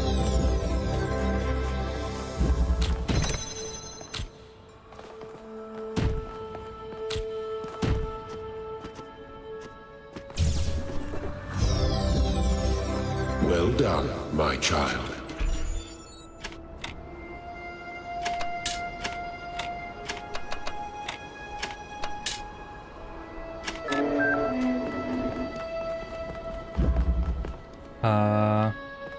Speed.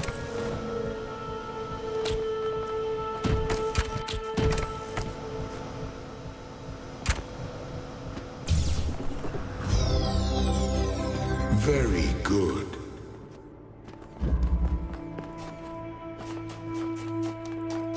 Ooh. I go up here. I hit that. That sends cube over here. I put cube here. Block laser. Now I go. I confused this with Alan's Islands of Insight for like 5 minutes just now. Hey, it hasn't even been 5 minutes. This will be kind of a hard one to do speed. But I do speed.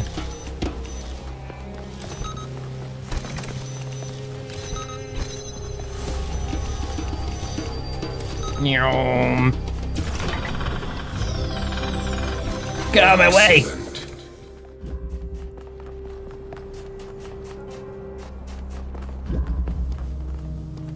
Where the fuck is the thing?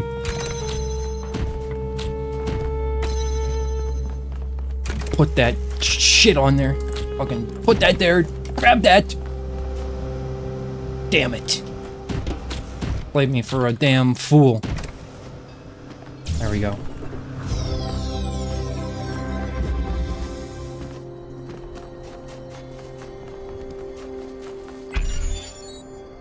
Fucking put that shit in there! Speed!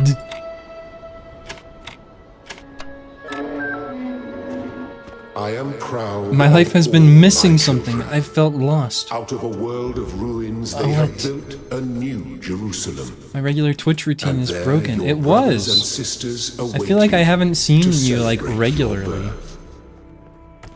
Or maybe it's because, you know, I wasn't streaming super regularly. Did your schedule change or something? You know, I have like seen you like do a redeem here and there, but you've not been like chatting a whole lot. Just figured you had stuff going on.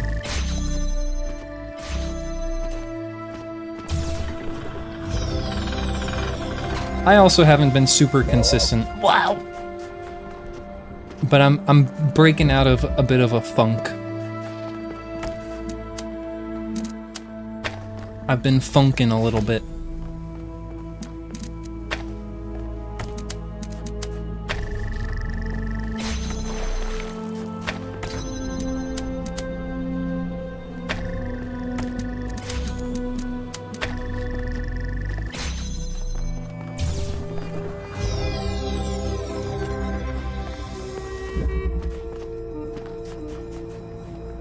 You'll better been playing bass if you've been funkin'. Unfortunately not. I wish I was funkin' with the bass. Getting bass funky.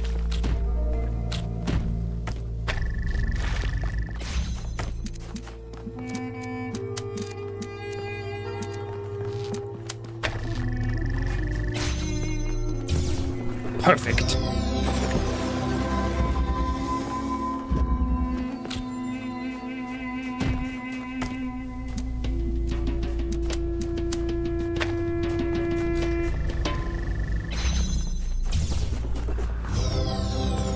Oh, thank you, child. I have finished preparing your vessel.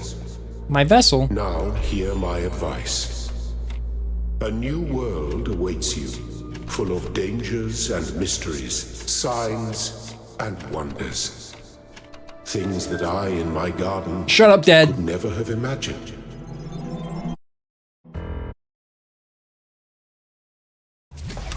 I have things to do.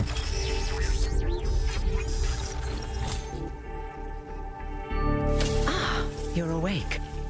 Welcome to the world of the living. I'm alive. Indeed you are. And I'm glad to, but I Of course. All right. I'm sorry, Neith. I'm not really needing to talk right now. Oh, I have something important to do.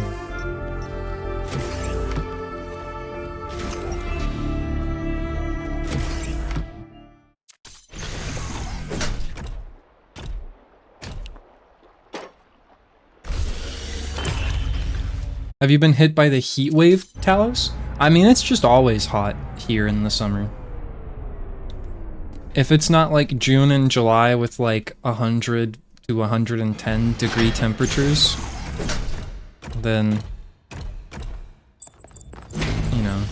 What's broken now? We have to show Mish the thing.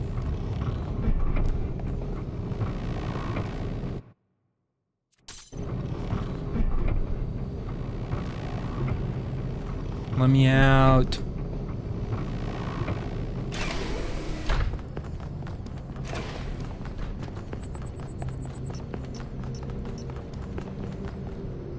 Hey!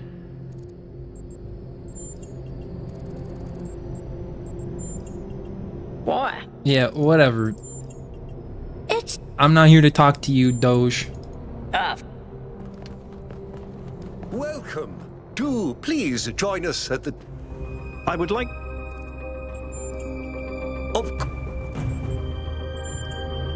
Ha! I did... Before you set out so hastily, do consider exploring the city first. It is Exploring the city? After all. That's a good idea. Have a look around. See what you make of it.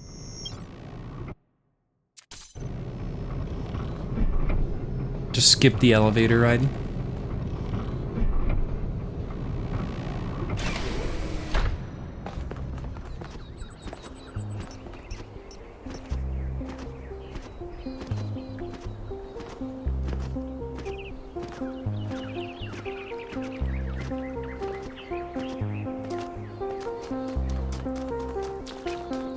Happy completion day, 1K.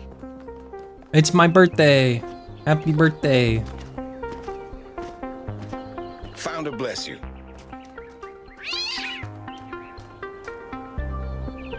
It's an omen. It's foreshadowing. Alright, Mish, don't panic or anything. Hello, 1K. Nice to meet you. What brings you to Milton's Rest? It's a cat monument. I seem to inherently like That cats. trait is. At first, I thought it might have been an error in the simulation, but it looks like it was the same for our ancestors. Can you believe that there used to be hundreds of millions of cats on the planet? And people used to make videos of them and share them with the rest of humanity? Must have been incredible. I wonder if they appreciated how good they had it. Tell me about cats. They're incredibly odd creatures. I've had many, and no two are alike. They have strange habits, they do unexpected things, they have zero respect for anyone. They're the weirdos of the animal kingdom, basically. And despite that, or maybe because of it, they end up running your life. I once didn't use my recharging station for almost 15 years because one of my cats liked to sleep in it. Yeah, I cracked open a cold one with the chat. Do you have a cat at the moment, Atoll? I do. Her name is Patricia. She's very beautiful. Patricia, and very chat. specific in her preferences. Patricia. She loves sunshine and sitting on people's heads. And she has a psychotic Patricia loves hatred of sunshine, flies. chat. I don't mean that she tries to catch them like a normal cat. I mean she is furious at the mere fact of Hi, their Lemming. existence. Hi from Talos Teachers. Welcome. What is this place? Well, this is the spot where the founder buried her first cat, Milton. She found Milton just after she woke up, and he lived with her and the first companions for almost 20 years. They say she was heartbroken when he died and swore that one day she would find the means to extend the lifespans of biological organisms. I want to ask you something else. Of course. What's your favorite cat fact? I think the most amazing fact about cats is that they self-domesticated, which is another way of saying that they're not properly domesticated at all. They just showed up one day and decided to start living with our ancestors. Then, after our ancestors died, they went back to living in the wild, and when we showed up, they moved right back into our homes. Dogs, meanwhile, turned back into wolves. They needed to change to survive. Cats just are. Well, I am American, but je parle plus français. Though this is an English stream. I think one of these had a cat named Misha. Yeah, look, it's Misha! The blackest cat. The devil's cat.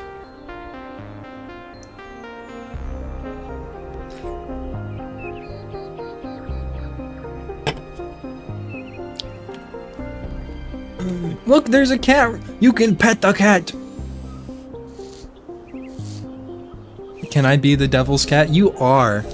You are the devil's cat. Game of the year, you can pet the cat. Who is this? You don't have such a bad French accent. Thanks. That means a lot coming from a French person, probably. That's probably means legitimately a lot.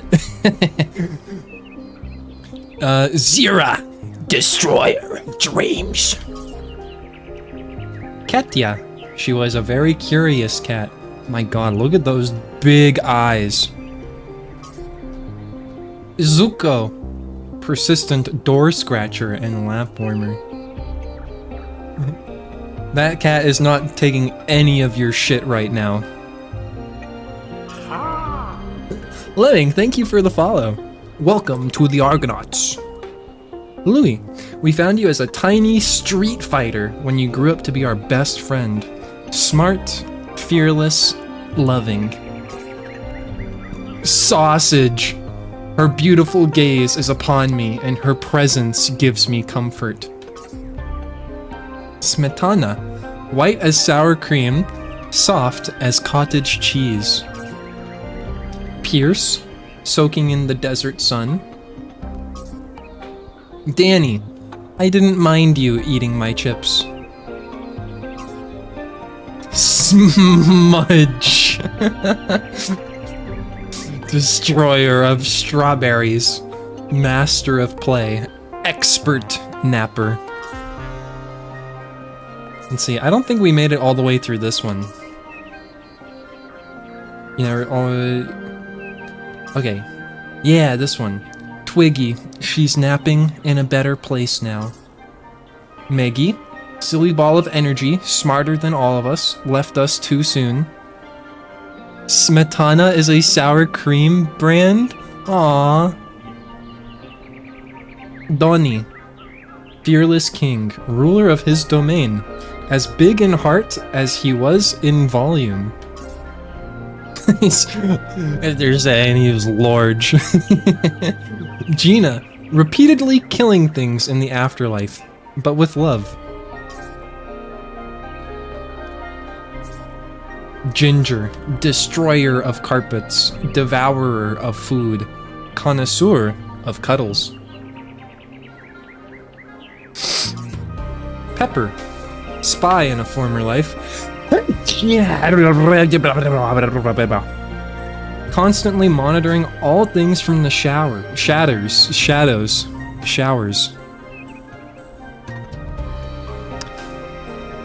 Don't forget about the main save. I won't. Expert Augur. Foxy. Even the foxiest among us eventually have to face their hounds. Eyeball. Psycho. She has many names. A nightmare and a soulmate to Jakar.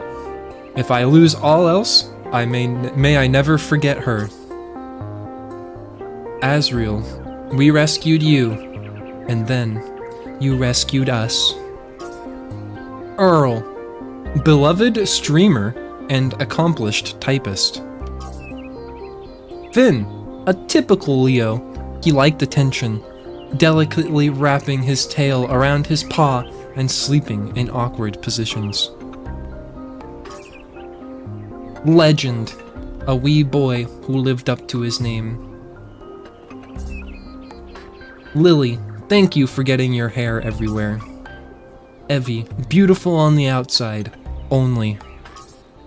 Dipstick, he was a real cat, if you know what I mean.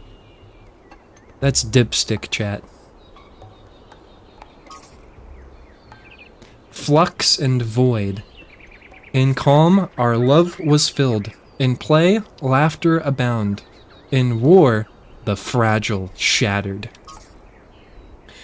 Paddington. May you find many cuddles and carpets to pee on, wherever you may be. Much love, KNS. Worf. In different worlds, but never apart, best friends forever.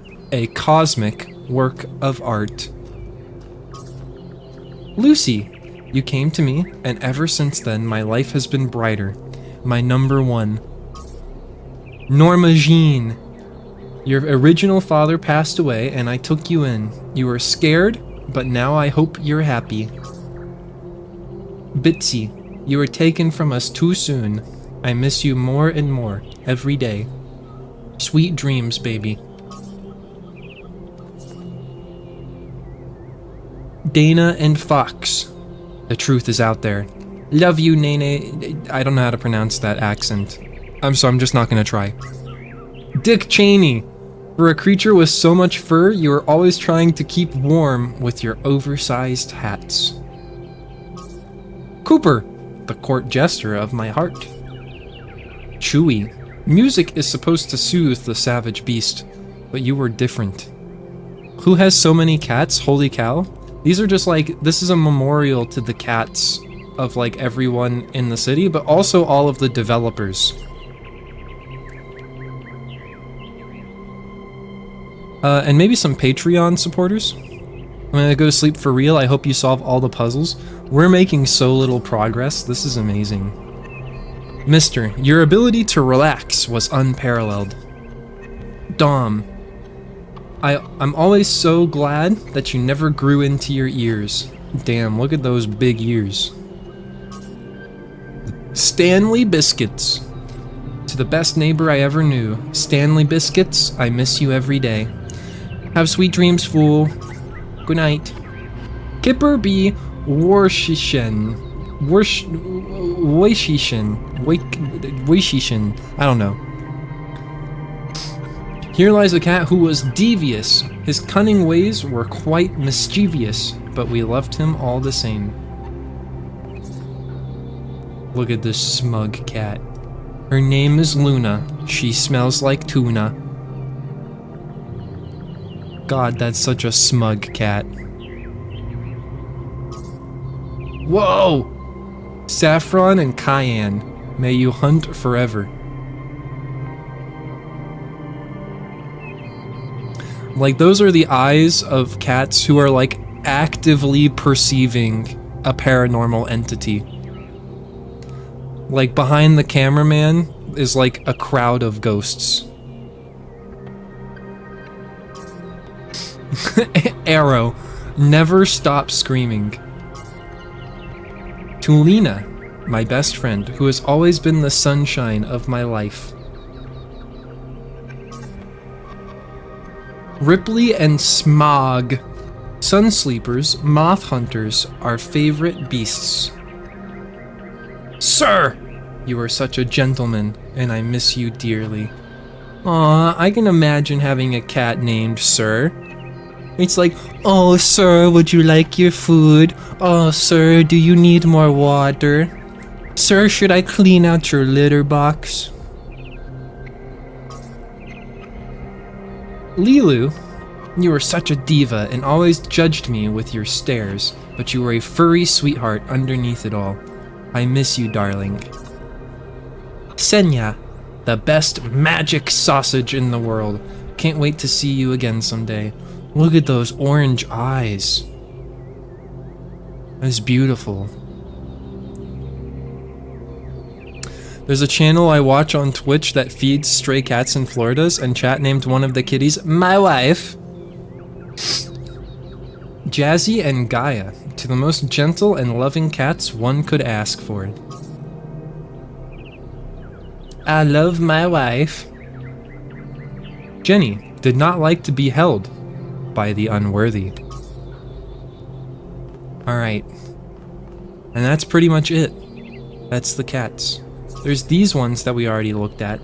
Dean, Carlito, Castiel, Dom Dom. Look at those eyes. There's my wife.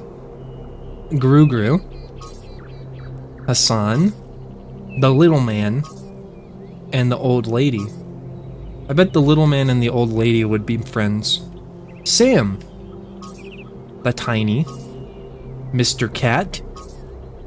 Base Mundo. Iris. Max. Eva. Frodo. Ivan. Wait, there was one more. Where was Smudge? I think we saw Smudge earlier. I want to see Smudge again. Yeah! There's Smudge. Yeah. Okay. I gotta get back to the game now.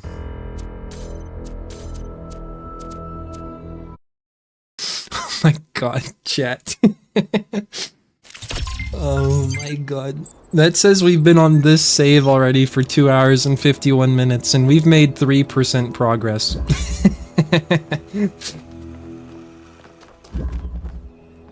I am, my ability to fill time as a streamer has clearly improved. We have just done nothing for the past 3 hours.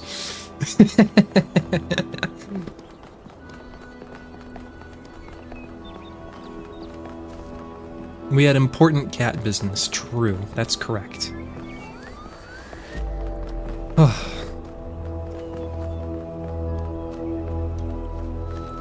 So many important cat things.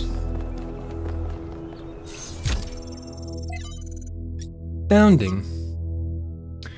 From Hypatia's Journals, Volume 1, The Founding of New Jerusalem, Day 1. We finally set out from the dam today. The site that Athena and Cornelius picked for the city isn't far, but the vegetation makes the going difficult. Did you restart the game? Yeah. I decided to restart the game just because basically like yeah. It was too long since then. I wanted to have like a linear continuation. And I wanted to be able to experience the game again, kind of going back through it without feeling like I was having to constantly worry about whether I was dropping frames on stream or anything like that.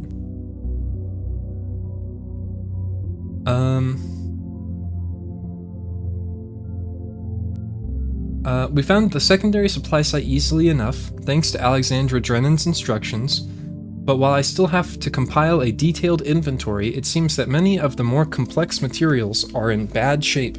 They must have expected the simulation to fulfill its purpose a lot sooner, but they probably expected all 12 of us to be here from day one, not just Athena. Tonight we have to use the 2 recharging pods we brought from the dam in 4-hour shifts, which is just as well. There's no telling which sort of critters are hiding in the undergrowth, and most of them will have to learn that our kind isn't edible.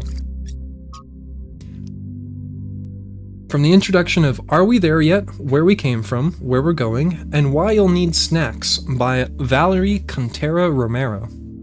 Sometimes people point at the last few hundred or thousand years of human history and say, look at how ugly it all is. Look at what a mess we've made. Maybe modernity was a bad idea. Maybe we should stick to living like a caveman. And I get it. It is ugly and messy.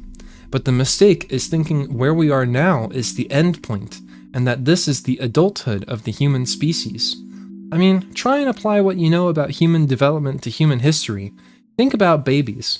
Babies are ugly. Admit it. We all know it. They look like tiny old people covered in mucus.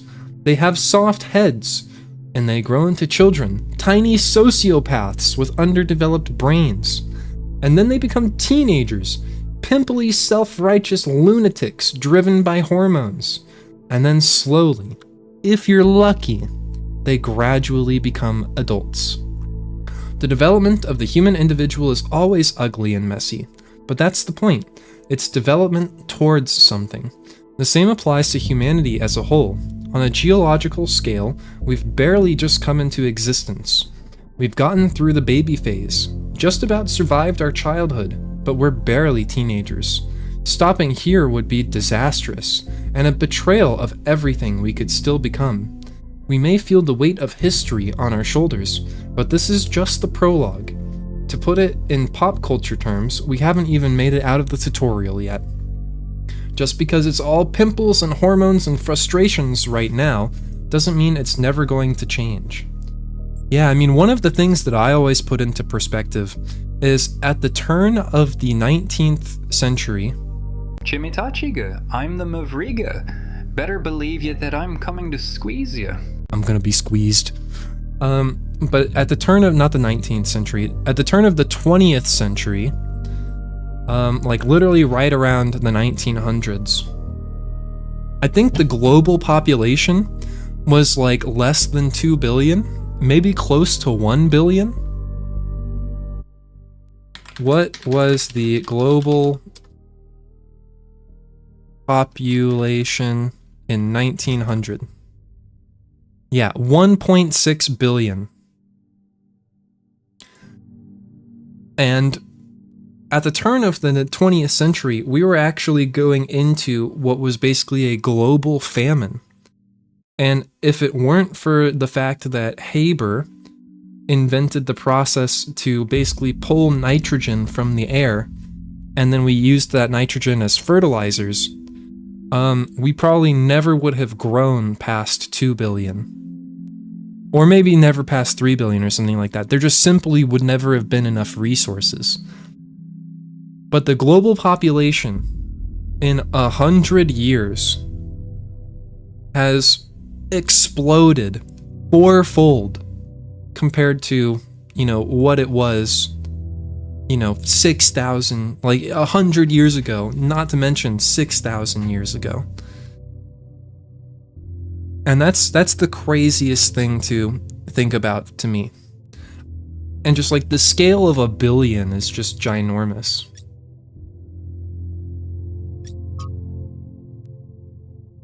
Like things are just changing so much right now. You have to look at everything with just like a moment's notice, essentially.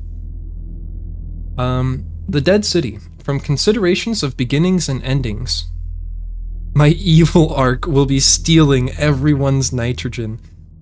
You're gonna unfix nitrogen from the air. You're gonna put it back. You're just gonna go around and start opening, like, nitrogen valves. Releasing the nitrogen back into the environment.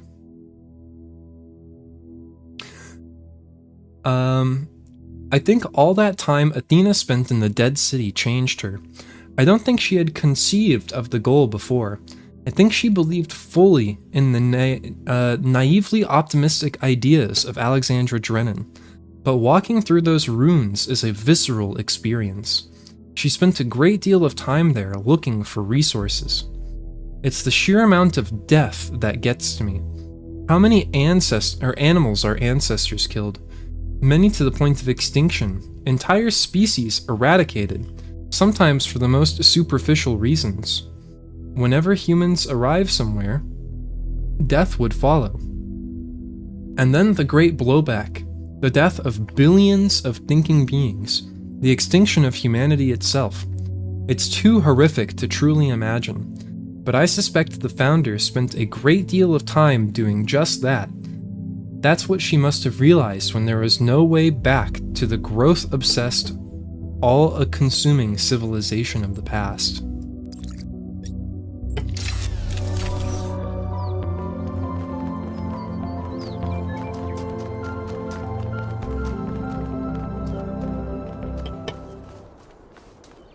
Am I supposed to be able to see this?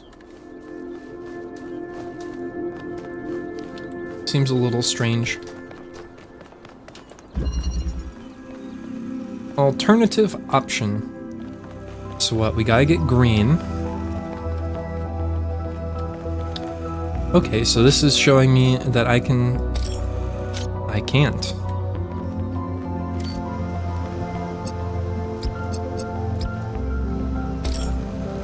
And then I can put this here, pick this up, put it on here, and then turn it on. Okay. Order of operations.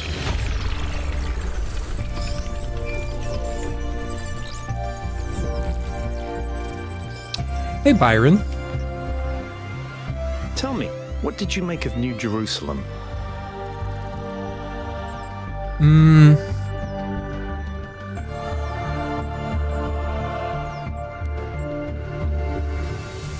I would say it's lovely. Bless New Jerusalem's heart. It is, isn't it?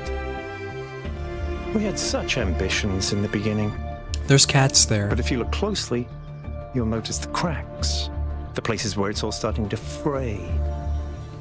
We've lost faith in ourselves, in our humanity. All we need to do now is finish that dome and we'll be trapped in our perfectly neat little tomb. I wanted to ask you a question, apparently. Of course, ask away. Tell me about yourself. I'm someone who was born a long time ago, when we couldn't afford to romanticize the past and demonize progress, when the value of human civilization was evident because it was so close to being gone. I'm someone who believes that human beings are important. Terribly, desperately important, because intelligent life is rare and precious. I suppose you could say I'm old-fashioned. You and Alcatraz have an odd friendship. Because we disagree on just about everything, you mean? Well, here's the secret. Al is honest.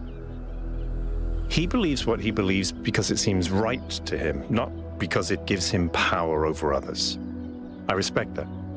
In fact, I prefer that to someone who agrees with me just because I'm one of the first companions. What do you think about the megastructure? It's a mystery. Not just because it's technologically far ahead of us, but because we genuinely don't understand its purpose. And I think that's wonderful. It's just what we needed as a civilization. What's the role of puzzles in our culture? When Alexandra Drennan was trying to find a way of creating true AI, she stumbled upon the idea that curiosity and playfulness are core characteristics of intelligence. So she built the simulation around a game, because playing is part of what makes us human. We also retain some of that code, as I'm sure you noticed when you were booting up. Because of that, puzzles have always been important to our culture. To me, they represent the idea that the application of reason can lead us forward. None of which explains why these puzzles are here or who built them, but I think it shows that there must be some kind of intent behind them, perhaps a test. All right. That's all, it seems. That's all, apparently. Okay. I think that I can find one more puzzle to do. And then I'll probably have to call it there for the night. Because we've already been at this for coming up now on 4 hours. It's been a good stream though. Here, we get one of the hidden puzzles. Elevation. It's strange that some of these puzzles seem disconnected from the rest. Like it's all unfinished. Or still evolving. Get a cube. Need to bring blue in there.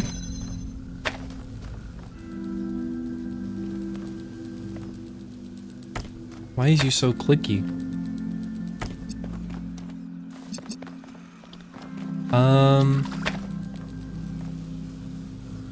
Oh, we can get in here. This is a purple one.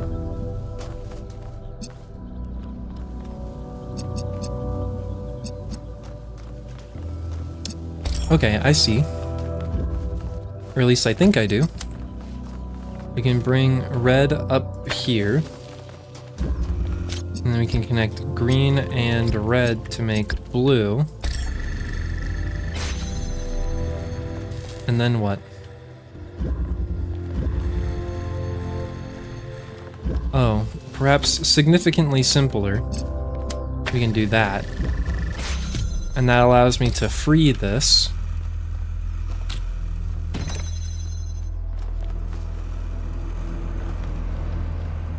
Now what? Will I be able to get that out from there?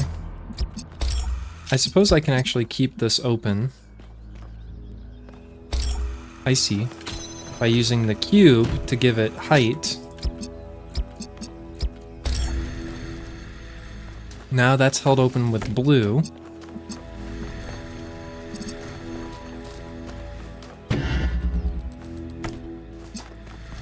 Now what? Now I can take the cube, and now I have a source of blue.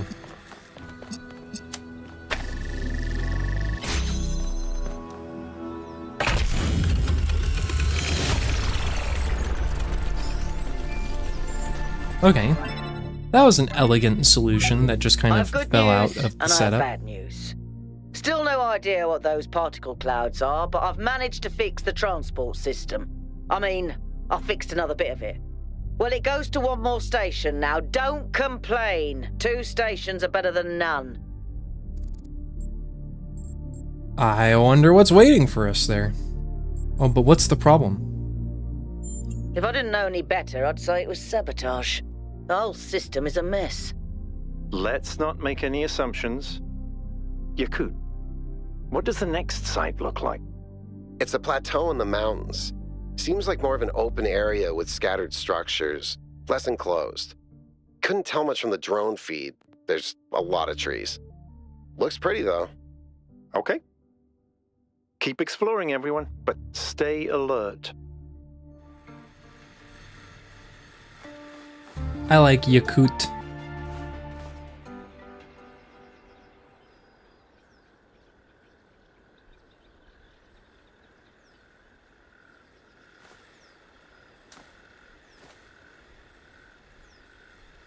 Bubderfly.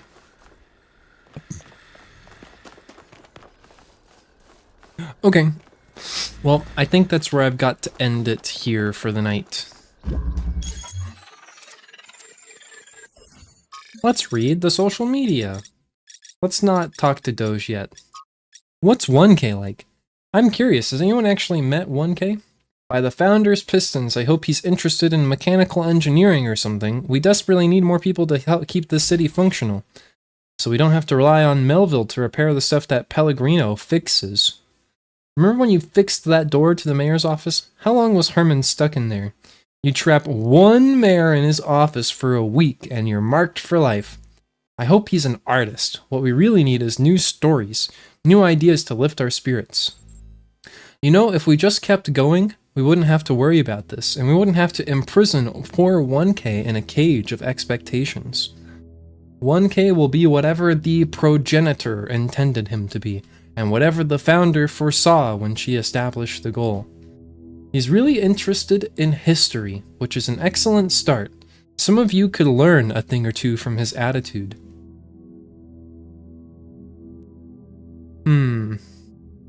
I will find my own path.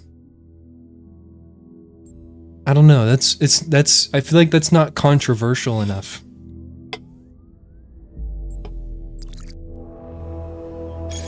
I think I don't see a contradiction between engineering and art. It's a false dichotomy. There's no need to feel pressured, 1K. I was just curious. But without power and resources, there's no art. Just saying.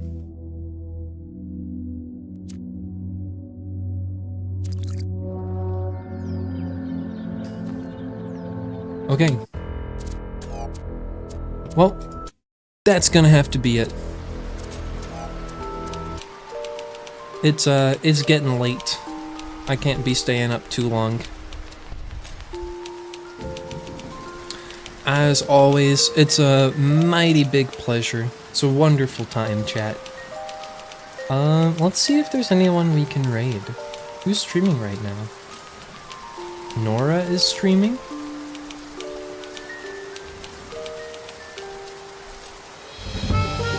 How do you get that song on so fast? It's automatic.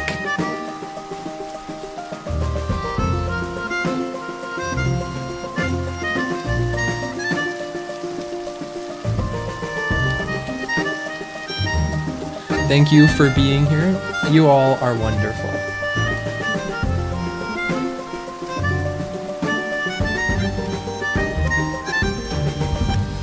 Let's see.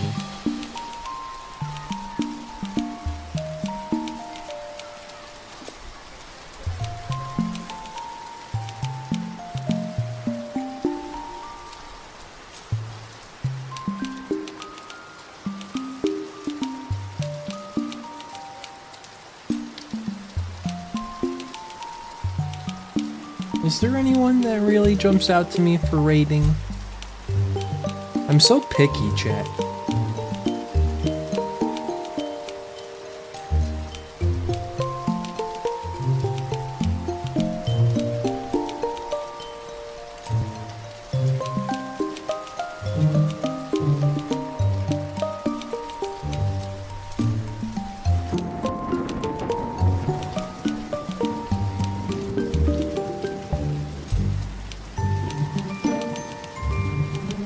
Dexy is streaming Cult of the Lamb. Dexy's cool. Very chill.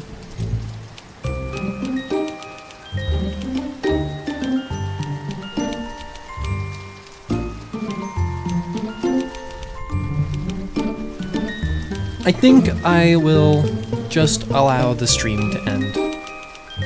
And, you know, we'll just enjoy the song. And I hope you all have a wonderful evening. Good night, everyone.